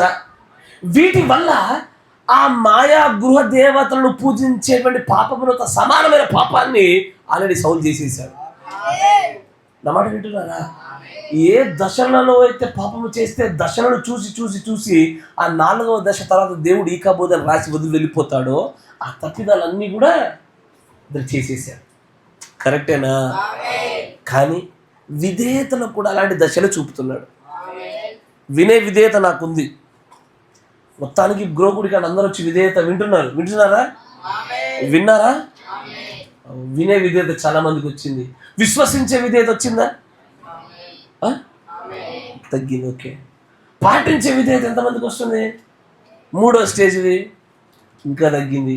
సంపూర్ణ విధేయత ఎంతమందికి వచ్చింది? మీరే ఫస్ట్ అలరి చేసింది. వీళ్ళ గట్టిగా అరుస్తున్నారు. కానీ దేవుడి ప్రవక్త బైబిల్లో చాలా ఉదాహరణలు ఉండగా ఒక్క ఉదాహరణ మాత్రము పరిపూర్ణమైన విధేయతకు ఉదాహరణ చూపించాడు. సంపూర్ణమైన విధేయత ఎలా ఉంటుందో నేను చూపిస్తాను చూడండి. దాని గుండా దేవుడు ఎలాంటి కార్యాలు చేస్తాడో మీకు అర్థమవుతుంది అంటాడు ఆయన. మత్తయి సువార్త 17వ అధ్యాయం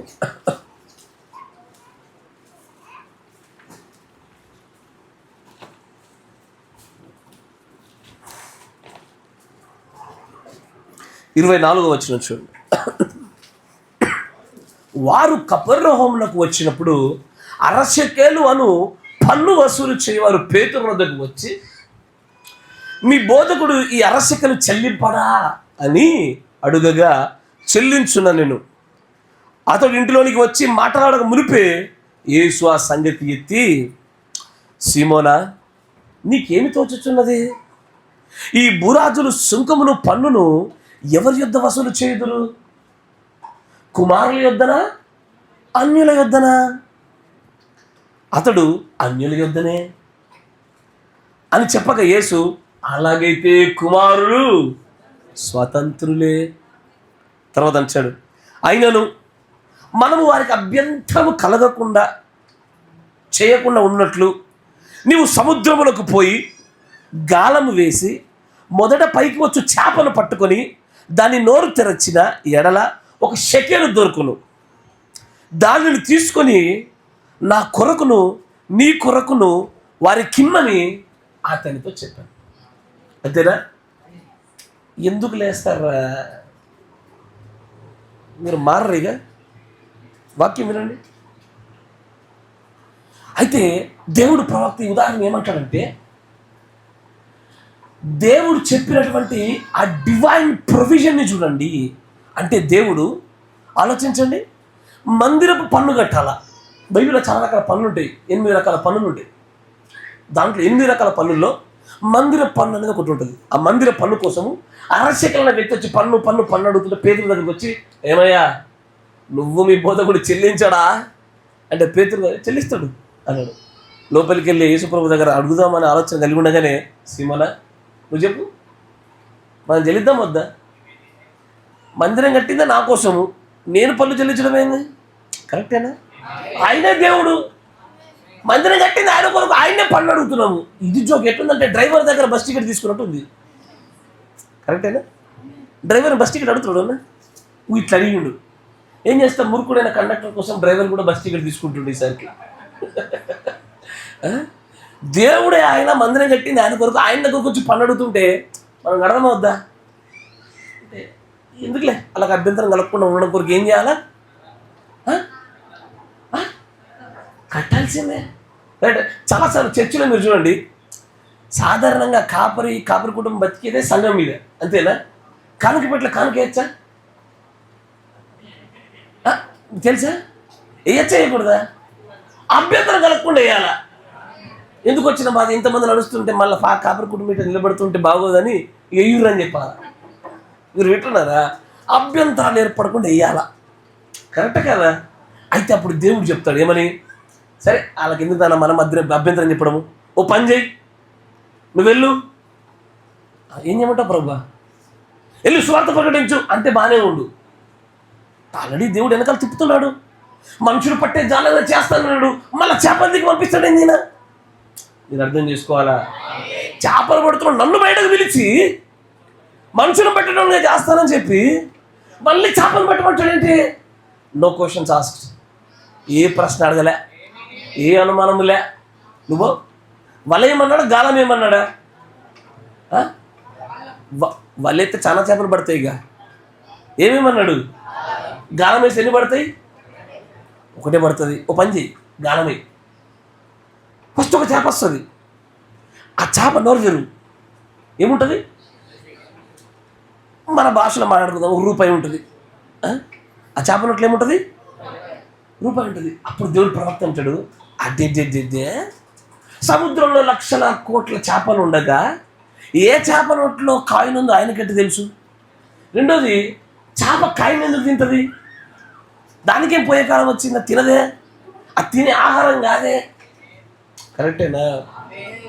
దేవుడు ప్రవక్త అంటాడు, చూసారా, చేప తినే ఆహారము కానిది అది చేప నోట్లో ఉండడం ఏంటి?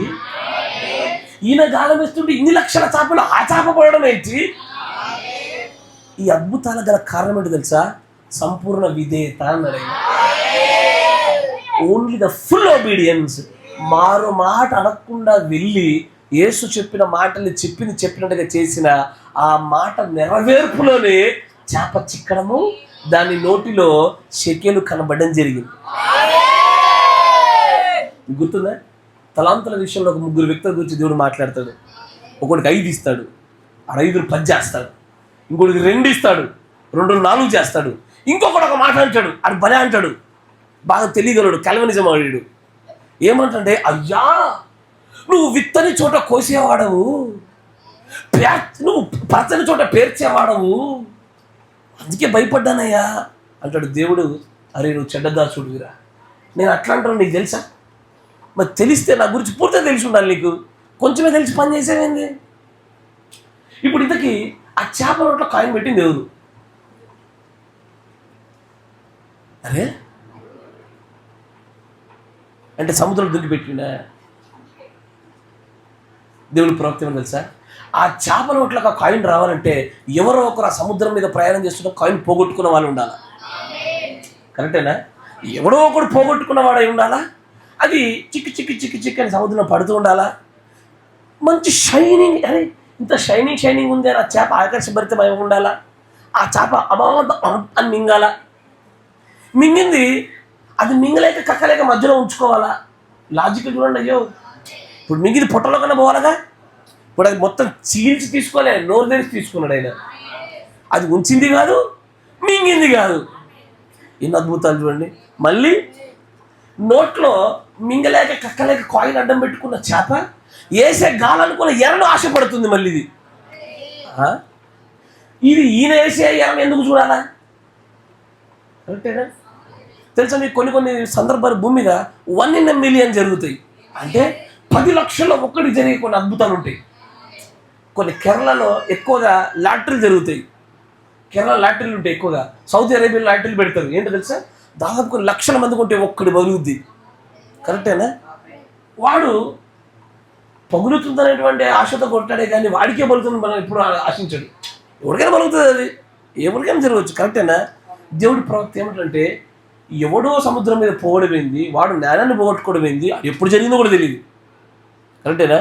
దాన్ని నీళ్ళల్లో పడ్డాక చేప మింగడమైంది, అది మట్టిలో కూరుకుపోకుండా చేప నోట దాచిపెట్టుకోవడం ఏంటి, ఈయన గాలం వేయడం ఏంటిది, ఆ గాలను ఈ చెప్ప చెక్క చిక్కడం ఏంది, ఈయన తీసుకొని ఆ చేప నోరు తెచ్చి ఆ కాయిన్ తీసుకొని అరే అరశకలు రారా అని చెప్పడం ఏంది, ఆ అరశకల గడికి ఇది చేయడం ఏంది, ఇవన్నీ ఎట్లా సాధ్యమవుతున్నాయి అంటే ఓన్లీ ఫుల్ ఒబీడియన్స్. కరెక్టేనా? మనకు కొన్ని కోరికలు ఉంటాయి, కొన్ని కోరికలు ఉంటాయి. నేను ఒక మాట చెప్తే యథార్థంగా ఒప్పుకుంటారా? నేను యాక్చువల్లీ ఈరోజు కూటమంతా ఒప్పుకొని కూటమే ఒప్పుకోవాలా? ఎప్పుడన్నా బా నేను నడుస్తూ నాకు బ్యాగ్ దొరకాలి, బ్యాగ్లో డబ్బులు ఉన్నాను అనుకున్నారా? అనుకోలేదా? అనుకోకపోతే మీరు గొప్పలే. మరి ఇక మీరు అందరూ అనుకుంటారు. పాతకాల సినిమాలు అట్లే ఉంటాయి. కరెక్టేనా? మనకు ఎందుకు జరుగుద్దయ్యా? అమ్మో నీకు తెలీదు అయ్యా. చేప నోట్లో నాణం ఎలాంటి విషయం తెలుసా? ఇప్పుడు మనం మాట్లాడినటువంటి అంతే అరుదైన విషయం అది. కానీ సంపూర్ణ విధేయతలో ఈ భూమిని తొల్లకిందులు చేసేటువంటి ఆ అరుదైన కార్యాల వరుస ఎలా జరుగుతుందో సంపూర్ణ విధేయతలో వారికి అలాగే జరుగుతాయి. సంపూర్ణ విధేయత కొన్ని కనబరిచామనుకో, ఉదాహరణకి ఈ బ్రదరుడు సంపూర్ణ విధేయతుడు, ఈయన తీసుకెళ్ళి నేను ఓ చూడబెట్టా, అక్కడ ఈయన ఏ ఇంట్లో ఉంటే ఆ ఇంట్లోకి ఆశీర్వాదం. ఆ మాట వింటున్నారా? ఈయన అక్కడ అట్లున్నాడని చెప్పి ఈయన తీసుకెళ్ళి ఇంకో ఇంట్లో పెట్టినా ఆ ఇంట్లో ఆశీర్వాదం. సంపూర్ణ విధేయత చూపే చోట ఎలా ఉంటుంది అంటే అసలు ఇది జరగడానికి ఆస్కారం లేదు అన్న రీతిలో అరుదైనటువంటి కార్యాలు జరుగుతాయి అక్కడ. అంత గొప్ప అద్భుతాలు జరగడానికి దేవుడు ఇచ్చిన గొప్ప స్థితి, ఆ రిక్వైర్మెంట్ ఫుల్ ఒబీడియన్స్. చర్చికి వస్తాం, వింటాం, నమ్ముతాం, ఇంటికి వెళ్ళిన తర్వాత అన్న అయితే లేక శేషుడిగా అనడం లేకపోలే. ఈ చర్చలు అందరూ అంతే, ఇక అందరు మంచోళ్ళ వాళ్ళందరూ అట్లా కనబడతారు అంతే, లోపల మాత్రం అందరికీ ఇట చెప్పుకొని మనం అసంపూర్ణమైన విధేయతలకు పోయాం. కానీ ఒక్కసారి అయ్యా ఒక మాట, ఒక్కసారి దేవుడి వాక్యం ఎంత శక్తివంతమైందో మీరు రుచి చూడట్లుగా పూర్తి విధేయత, ఫుల్ ఒబీడియన్స్ ట్రై చేయండి అయ్యా. ఈ రోజు నుంచి అయ్యా ప్రార్థన, చూపు, తలంపు, క్రియ అన్ని విషయాల్లో నువ్వు చెప్పిన దానికి పూర్తిగా లోబడతాను ప్రభు అని చెప్పి చూడు, చేసి చూడు. ఆ 4వ స్థాయి విధేయతను కనపరిచి చూడు. ఆ చేప నోట్లో జ్ఞానం లాగే నీ చుట్టూ అద్భుతాలు జరగకపోతే అప్పుడు అడుగు. మనం ఏం చేస్తాము? దేవుడికి కానుకొని ఏదో ఇస్తాం, ఇచ్చి పాస్టర్ గారు ప్రార్థన చేశారు ఏమని, పరలోకపు ఆకాశపు వాకిలి విప్పు ప్రభువా. అంతేనా? కరెక్టేనా కదా? మనం కూడా విప్పుతాడు అనుకుంటాం. యాక్చువల్గా సమస్య ఏంటంటే ఇంకా జిప్పు క్లోజ్ అవుతుంది, పాకెట్ ఇది ఏది చేయకూడదు దూరదు, ఏం దూరదు ఇక లాస్ట్కి. చాలామంది అది జరుగుద్ది. సమస్య ఎక్కడుంది అంటే ఫుల్ ఒబీడియన్స్లోనే, సంపూర్ణ విధేయతలోనే. మనం అందరిలో విధేయత ఉంది. విధేయత లేకుండా ఎంటెంబెషన్ ఇంతకాలం ఇప్పుడు సాగడు, అందరిలో ఉంది. కానీ అందరూ నాట్ ఎనఫ్ అనే స్టేజ్లో ఉన్నారు. కానీ ఆ 4వ స్టేజ్ అయినా ఆ సంపూర్ణ విధేయత అనే స్టేజ్కి రాగలగాల. ఆ పరిపూర్ణమైన విధేయతకు వచ్చినప్పుడు అప్పుడు జనాలు ఎలా ఆలోచిస్తారంటే, అరే ఇతగాడి చుట్టూ భలే జరుగుతుందే, అది ఎప్పుడు జరగదే. కరెక్టేనా? మంచిగా చూడండి. ఒక వ్యక్తి ఉన్నాడు, జానగానం తెత్తే ఉంటాడు. అంతే, జానగానం తెత్తే ఉంటాడు. అనుకుంటే మంచిగా అని మంచిగా గొర్రెలు కాస్తున్నాడు. సడన్ ఇంటికి వచ్చిన తర్వాత ఇట్లా ఉంటారా భయపడతాడు. వీడు అసలు భయపడతాడు. మావాడు కూడా పిలిస్తే భయపడుతున్నాడు. నేను పిలిస్తే కథ గుండా అవుతుంది, ఆయనకి ఏడ కొడతాడని. రారా అన్నాడు. అరే నువ్వు రాజు రా నెక్స్ట్ అన్నాడు. ఏంది? గొర్రెలు కాసేవాడు రాజు చేస్తారు. ఇది నిజంగా మీరు నార్మలా? రాజు కొడుకు రాజు అయితే నార్మల్. ఉన్నత దేశంలో సౌలు అంటూ రాజు అయితే నార్మల్.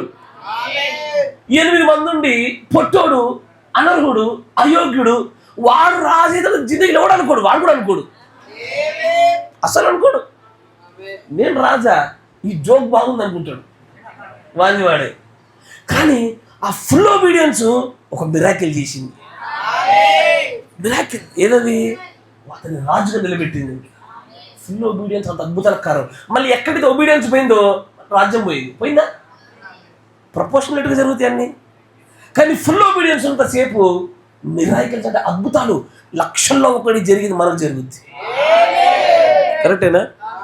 లేకపోతే మంచిగా చూడండి. ఈయన ఉన్నది ఒక దగ్గర, ఈయన వీళ్ళ అమ్మ వీళ్ళ నాన్న మంచి 11 మంది సహోదరులు. కరెక్టేనా? ఈయన కొరకు ముందే ఒక దగ్గర ఒక చేప నాన్నని మింగి అడిగింది. హలో, కరెక్టేనా? ఐగుప్తులో ఫరో అనే ఒక చేప నాన్నని మింగి రాజు కూర్చుంది. ఇతని ఇలా అన్నదమ్ములు తీసుకుపోయి గోతులు వేయడం ఏంది? ఆ గోతులు వేసుకొని దారి పొడిన పోయే వర్తకాలు అనుకోవడం ఏంది? పోయిపోయిన పోతిఫరిలో పడుడు ఏంది? అక్కడ ఉండడం ఆ ఇల్లు మంచుకుందిరా అంటే మళ్ళీ ఆ ఇంట్లో యజమానులకి తలకై తిప్పిది కూడా ఏంది? ఆమె చేసిన దుష్ట కార్యానికి ఈయన తీసుకుపోయి జైలు వేసిపోయింది. ఇన్ని ట్విస్టులు ఆ స్టోరీలో. సాఫీగా సాగుడే లేదు జీవితం అంతా. తీసుకెళ్ళి ఇప్పుడు ఆలోచించండి. వింటున్న మనకింత షాక్ ఉంటే ఆ 11 మంది సహోదరులకు ఎట్లుంటుంది? ఆ 11 మంది సహోదరులు అయిపోయింది, అసలే కరువు, తిండి తిప్పలు లేవు, ఏదో కొన్ని డబ్బులు చురుకొంచి కొనుక్కొని పోదామని వచ్చినాము, మనం దొంగతనం చేసామని చెప్పి అభియోగం మోపారు. అసలే అయినా రాజు తర్వాత రాజులు అంటాడంట. ఏమంటాడు ఏమో, గజ్జ గజ్జ గజ్జ గజ్జగా వణుకుతుంటే సర్ప్రైజ్ ఐమ్ యువర్ బ్రదర్ అన్నాడు. అసలు వీళ్ళు అక్కడికి వెళ్ళక వాళ్ళ సహోదరుడు ఉండడం అనేటువంటిది లక్షల్లో కాదు కోట్లలో ఒకటి జరగదు. అది కరెక్టేనా? కోట్లలో ఒకటి జరిగే అద్భుతాలు దేవుడి పిల్లల చుట్టే తిరుగుతున్నాయి. అరుదైన అద్భుతాలు దేవుడి పిల్లల చుట్టే తిరుగుతాయి. దానికి గల కారణం ఫుల్ ఒబీడియన్సే. యోసేపు ఒబీడియన్స్ గురించి మనం మాట్లాడక్కర్లే. అన్ని చోట్ల విధేయుడే, దేవుడు భయం కలిగినోడే, దేవుడు చెప్పినాడే నడుచుకున్నాడే.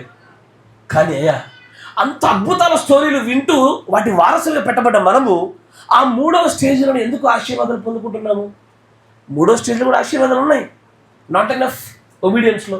2వ స్టేజ్లో ఉన్నాయి, మొదటి స్టేజ్లో కూడా ఉన్నాయి. కానీ 4వ స్టేజ్ అద్భుతాలు మనకు ఎందుకు కలుగుతలేవు? వై? విధేయతల లోపం. మనము కానీ అయితే అవును నన్ను అంటారా, నాకే చెప్తారా? మాకు తెలియదా? ఈ రూల్స్ అవసరమా? ఇప్పటికే చేయాలా? No question should be asked. ఏ ప్రశ్న అడగొద్దు, ఏ తలంపు పెట్టుకోవద్దు. అయ్యా, నా ఎదుట నువ్వు పాటించమని చెప్పినటువంటి నియమాలు ఇవి. నేను దీన్ని నా పూర్ణ హృదయంతో పాటిస్తా. ఎంత మాత్రం దానికి ఎదురు ప్రశ్న అడగకుండా నేను ముందుకు పోతాననేటువంటి ఆ సంపూర్ణ విధేయత ఒక్కటి చాలు. ఆ మిరాకిల్స్ అన్నీ మన జీవితంలో జరుగుతాయి. అందుకే సంఘంలో ఒకేసారి ప్రవేశం పొంది ఒకేసారి ఒకే రీతిగా వాక్యం వింటూ ఒకే రకమైన అభిషేకాన్ని పొందుకున్న వ్యక్తుల్లో కూడా ఒకరు బాగా ఎక్స్ట్రీమ్గా ముందుకు పోవడానికి, ఒకరు తక్కువ, ఒకరు మరి తక్కువ, ఒకరు మరింత తక్కువ ఆశీర్వాదాలు పొందడం గల కారణము ఒబీడియన్స్. ఆ ఒబీడియన్స్ స్టేజ్లే నేను చెప్పనా, ఓపెన్గా చెప్తున్నా. నాకు తెలుసు, నేను మన మధ్యలో సహోదరులకు అయ్యా దేవుడు నాకు ఇచ్చిన ప్రేమ బట్టి ఈ పని చేస్తే బాగుంటుంది, దేవుడు నాకు చూపించాడంటే సరే అయ్యా అని వెంటనే చేసిర్రు. వాళ్ళు పొందుకోవాల్సిన ఫలాలు పొందుకున్నారు. ఇంకొకరు ప్రార్థన చేస్తాయి, నేను చేసి చూస్తాను, మా ఇంట్లో డిస్కషన్ చేసుకుంటా అని చెప్పినారు. నేను ప్రార్థన చేసుకుంటా, లైన్ వర్క్ బాగుంది, దేవుడు ఆల్రెడీ ఒక విషయాన్ని చూపిస్తున్నాడు అన్నదాన్ని మళ్ళీ ఇంట్లో అంతా డిస్కషన్ చేయడం ఏంది? జోడించినారు. వాళ్ళు దానికి తగిన ఫలాలు తినడానికి నేను చూసి చూడగలిగా. నాకెందుకో ఈ మాటని వర్తమానాన్ని ఒకసారి మీరు అందరూ గ్రహించినట్లుగా చాలా సులభమైన భాషలో చెప్పాలని ఆశపడ్డా నేను. ఒక చేప నోట్లో జ్ఞానం ఎంత అరుదైన విషయమో. అయ్యా, ఎప్పుడు చేపలు పట్టారా? ఏ చేప నోట్లో జ్ఞానం దొరికిందా మీకు? ఏ చేప నోట్లో దొరికింది మీకు? పోనీ సముద్ర తీరాల దగ్గరికి వెళ్ళండి, ఒక మంచి చేపలు పట్టే వాళ్ళు అడగండి, అయ్యా ఏమన్నా నేను పట్టిన చేపలు ఏ చేప నోట్లో బంగారం జ్ఞానం దొరికిందని అడుగు. అడేమంటే తెలుసా, దాదాపు మా ముత్తాత దగ్గర ఏదో జరుగుండొచ్చు అంటున్నాడు. ఎందుకంటే ఆ కార్యాలు అంత అరుదైన కార్యాన్ని పేతురుకి గాలమై ఫస్ట్ చేప వస్తుంది, నోరు తెరువు, కాయిన్ తీసుకో, చేపలు అడబడేసి వచ్చేసి. అంత మహారుదైన కార్యాన్ని అత్యంత సులువుగా చేయడం గల కారణం ఏంటంటే దేవుడు ప్రవర్తించాడు. పేతురు కనపరిచిన ఆ full surrendering to the word of God. దేవుడు వాక్యానికి పరిపూర్ణముగా లోబడినటువంటి ఆ లోబడుటయే అంత గొప్ప కార్యాన్ని సులభంగా సాధారణమైన కార్యంగా మనం చూడగలుగుతున్నాం ఈరోజు. అయ్యా, ఎవ్వడికి జరగని అత్యద్భుతమైనటువంటి అరుదైన కార్యాలు చూద్దామా? Full obedience to the full word of God. పరిపూర్ణమైన వాక్యానికి పరిపూర్ణమైన విధేయత. No questions asked, no doubts, no but, no reasoning, no and. ఏమొద్దు, ఆయన చెప్పాడా, నిమ్మలంగా వెళ్ళిపోదాం. ఆ అద్భుతాలకు సాక్షులే కూర్చుందాము. అలాంటి గొప్ప కృప మీకు నీ కుటుంబానికి లభించునుగా. ప్రార్థన చేసుకున్నాం. ఇంకా చాలా ఉన్నాయి, దీన్ని చర్చిలో దీన్ని కొనసాగిద్దాం. అయిపోలే ఇంకా. ప్రార్థన చేసుకున్నాం. మన మధ్యలో ఉన్నటువంటి సహోదరులు సమీర్ గారు క్షమించారు, సంసోన్ గారు ప్రార్థన చేస్తారు. సమీర్ ప్రవక్త పోయి సమయాలు వచ్చేసాం. స్తోత్రం అడగండి. అయ్యా, పూర్తిగా మేము లోపరుచుకొని పూర్తి విధేయత కనపరిచే హృదయాన్ని మాకు దయచేయమని అడుగుదాము. ఇంతవరకు ఏ దశలో ఉన్నామో మనకు తెలుసు, కానీ ఆ దశను బట్టి మనల్ని క్షమించమని ఉన్నతమైన దశలను వినడానికి కావలసిన ఆ గొప్ప కృపను అడుగుతూ అత్యరుదైనటువంటి కార్యాలు పరిశుద్ధులకు ఎలాగ జరిగాయో మన పక్షాలు అలాగే జరిగినట్లుగా మనం నిలబడదాం సరైన స్థలములలో. అవిధేయతలు ఎక్కడ నిలబడ్డావో క్షమించుకో, దేవుడిని క్షమాపణ అడుగు. నువ్వు తొందరగా వెనక్కి తిరిగిరా, విధేయతలో 4వ స్థలంలోకి రా. ఆ కృపను పొందుకోవడానికి ప్రార్థన కూడా ముందుకు సాగిపోదాం. స్తోత్రం.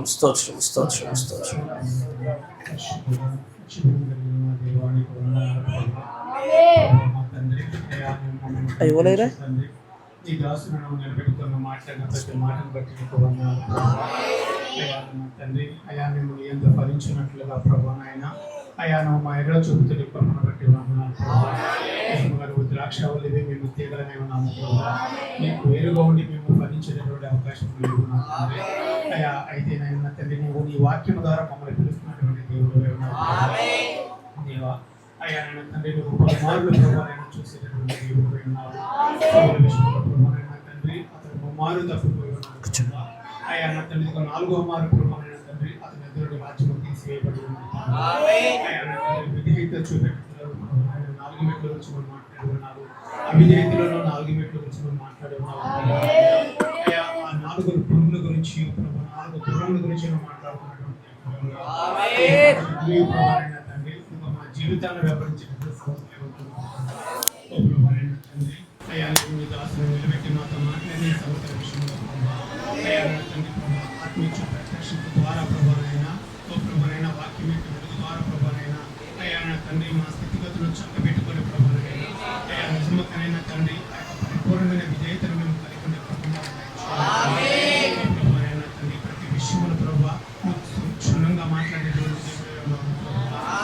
తండ్రి ఇక్కడ కూడిన ఈ ప్రజలకు నా ప్రభావైనా అయ్యా నా తండ్రి నువ్వు ఇచ్చిన ఈ చక్కటి సందేశం బట్టి నీకు అయ్యా తండ్రి నిజంగా ఇది ప్రభావ రెండుకు సామాన్యమైనది ప్రభావ అయ్యా నన్ను తండ్రి ఈ సంగతులలో ప్రభావ దాచుకోవచ్చుకునేటువంటి సంగతులు దేవుడిని భూమి మీదకి తీసుకొచ్చేటువంటి సంగతులు ఏమైనా ప్రభావ అయ్యా తండ్రి ప్రభావైనా ఒక విశ్వాసం ఒక భక్తిపరుడు ప్రభావైనా తన జీవితంలో ప్రభు ఏది పొందాలని కోరుతాడు ప్రభావ ఆ గొప్ప గుర్తు నాయన తండ్రి ప్రభునైనా ఇదిగోనైనా తండ్రి ఎలా కూడా పొందుకోవాలో ప్రభునైనా ఆ గుర్తును చూపేది సూచన ఏమిటో ప్రభు ఇక్కడ చెప్పబడి ఉన్నది. తండ్రి ప్రభు ఆ యొక్క పరిపూర్ణమైన విధేయత మేము కలిగి ఉండే ప్రభునైనా ఆ గుర్తు మేము పొంది ఉన్నామని ఎరుగుడుకు సహాయం ఇక్కడ ఉన్న ప్రజలందరికీ తోడే ఉండే ప్రభునైనా అయ్యా మనుషులకి ఏది అసాధ్యమో నా ప్రభునైనా నీ ఆత్మ ద్వారా అది మాకు పరిపూర్ణ నిజంగా ప్రభునైనా మోషే ప్రభునైనా ఇదిగో పేతురు గురించి చెప్పబడి ఉన్నది ప్రభా పేతురునైనా ప్రభునైనా ఎలాగో పరిపూర్ణమైన విధేయత చూపెట్టి ఉన్నారు ప్రభా అయ్యా నమ్ముడికైనా అసాధ్యమైన సంగతులలో హేతు బుద్ధికి ప్రభానైనా ఏ మాత్రము సరిపోయినటువంటి సంగతుల్లో ప్రభా పేతురు నమ్మి ప్రభానైనా పూర్ణ విధేయత కలిగిన వాడే ఓ ప్రభానైనా నీ మాటను గైకొని ఉన్నాడు ఆ విధముగానే అటువంటి సంపూర్ణంగా నీ మాట గైకున్న కృప మాకు హేతు బుద్ధిని వాడేవారేమో కాదు మానవుని జ్ఞానాన్ని వాడేవారేమో కాకుండా ప్రభానైనా అయ్యా తండ్రి విశ్వాసముతో ప్రభానైనా అయ్యా మాట విని పూర్ణ విధేయతను మేము కనపరిచి ప్రభానైనా తండ్రి అయ్యా తండ్రి ప్రభు దిక్కులేని ఆ పరిస్థితుల్లో ప్రభానైనా అసాధ్యమైనటువంటి ఆ సంగతి ప్రభావ దేవుడిగా నిన్ను రంగం మీదకి తెచ్చేటటువంటి హృదయాలు కలిగిన ప్రజలుగా మమ్మల్ని ఆశ్రయించాలి. పరిపూర్ణమైన వాక్యాన్ని ఆ విధముగా నమ్మాలి ప్రభానైనా అయ్యా నిజంగా సంఘ సేవలు వలన ప్రభానైనా అయ్యా నేను ఇతర మత సేవలు సహోదరుల వలన ప్రభానైనా ఇది అసంపూర్ణంగా నమ్మడం కాదు కానీ ఈ చివరి కాల వర్తమానికుడు ప్రభానైనా తండ్రి ఏ విధముగా నా ప్రభానైనా తండ్రి పరిపూర్ణ వాక్యమును నమ్మి ఉన్నాడో ప్రభానైనా నమ్మే ప్రజలుగా మమ్మల్ని ఉంచమని ప్రార్థిస్తున్నాను. నిజంగా ఒక మానవుడు నిలబడలేనటువంటి స్థితి ప్రభాది ఓ ప్రభా నిజంగా ప్రభా భయము గొలిపినటువంటి పరిస్థితులు ఏమి అక్కడ ఉంటా ఉంటాయి ప్రభా ఈ ప్రవక్త ప్రయాణించినటువంటి ప్రయాణాలటువంటివే ప్రభానైనా తండ్రి ఓ ప్రభానైనా ఈ చిన్న గుంపును కూడా నైనా తండ్రి అట్టి సహజాతీతమైన మార్గమును నడిపించమని ప్రభానైనా లోకముకి విరిత్రముగా అనిపించేటటువంటి ప్రభా ఆ మార్గములో ఆ విధేయత మార్గంలో మమ్మల్ని నడిపించమని ప్రార్థిస్తున్నాను. వినేటువంటి మాటలు కేవలం వినటే కాదని కానీ ఆయన అయ్యా విని సంపూర్ణమైన విధేయులుగా మేము ఉండే కృప మాకు దయచేయమని ఓ ప్రభా నీ ఆత్మకొని నడిపింపుకొని కృపకు మమ్మల్ని అప్పచెప్పుకుంటూ ప్రభు యేసు క్రీస్తు నామములో ప్రార్థించడానికి వేడుకొచ్చున్నాము. నీతి సూర్యుడా సర్వశక్తి సంపన్నుడా మీకు స్తుతులు స్తోత్రాలు చెల్లిస్తా ఉంటున్నాము నాయన. నీ ప్రియమైనటువంటి కుమారుడు జాషవ్ గారి కుటుంబంలో నువ్వు ఏర్పాటు చేసిన కూడికను బట్టి కృతజ్ఞతలు. ఈ కుటుంబంలో ప్రభా సంపూర్ణమైనటువంటి విధేయతగా మేమందరము కూడా ప్రభా ఒక గొప్ప గుణలక్ష్యాన్ని ఫలముగా ప్రదర్శించాలని ఆశపడుతుండగా నాయన ఎంత మాత్రం అసంపూర్ణమైనటువంటి ఆ విధేయతలు మేము లేకుండా అసలు అవిధేయతలో ఎంత మాత్రం నిలబడకుండా ఆ పరిపూర్ణమైన విధేయతలు మాత్రం మేమందరం నిలబడే భాగ్యం మాకు దయచేయండి. ఆ గొప్ప కృపను నీ బిడ్డలకు ఈ కుటుంబాన్ని కూడా దయచేయమని ప్రార్థిస్తా ఉంటున్నాను నాయన. మొదటిగా ఈ కుటుంబానికి ప్రభువైన యేసుక్రీస్తు నామములో శాంతి సమాధానాలు కలిగించబడును గాక. ఈ కుటుంబంలో ప్రభు నూతనంగా వచ్చి నువ్వు నివాసము చేయడానికి ప్రభు నువ్వు అనుకూలించినటువంటి స్థలాన్ని బట్టి మనం స్తుతిస్తూ ఈ స్థలంలో ప్రభు ఉన్నటువంటి ప్రతి దయ్యపు శక్తులను మనుష్యుల వలన కలుగు మాయోపాయములను సాతాను తంత్రాలను సమస్తాన్ని కూడా ప్రభువైన యేసుక్రీస్తు నామములో గద్దిస్తా ఉంటున్నాను.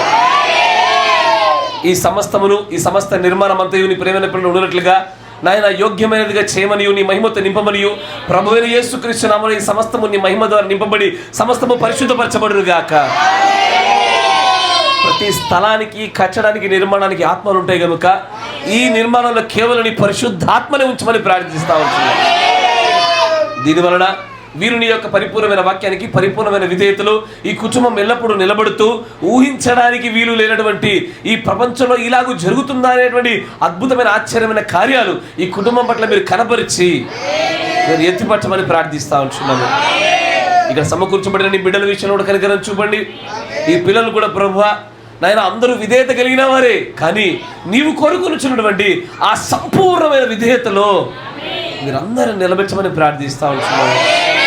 నాయన నిజంగానే నీ పరిశుద్ధ గ్రంథంలో నిన్ను వెంబడించిన ప్రజలు ఆ పరిపూర్ణతను చేరుకుని ఉన్నారు కాబట్టి నీ వలన ప్రభా పరిపూర్ణమైన కృపను పొందిన వారు అయ్యారు కనుక ఆ స్థాయిలో నీ బిడ్డను నిలబెట్టమని ప్రార్థిస్తా ఉంటున్నాము. నాయన సందేహం లేనటువంటి, ప్రశ్నలు అడగనటువంటి, కారణాలు వెతకనటువంటి ఆ గొప్ప ఆ విధేయత మాత్రము నీ బిడ్డలందరికీ పరిపూర్ణంగా దయచేయమని ప్రార్థన చేస్తాను. సహజాతీతమైన కార్యాలు ప్రభువా నీ బిడ్డల మధ్యలో జరగాలని ఆశపడతా ఉంటున్నాము.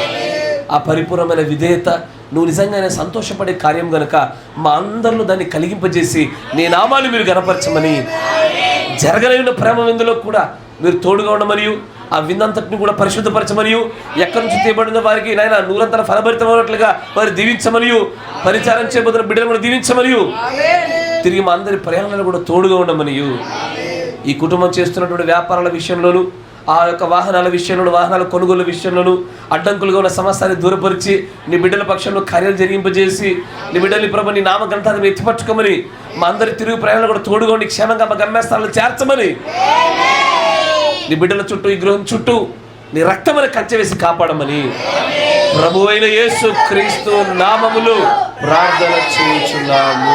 ఆమేన్. ఆమేన్. God bless you. దేవుడు మిమ్మల్ని అందరినీ కూడా దీవించును గాక.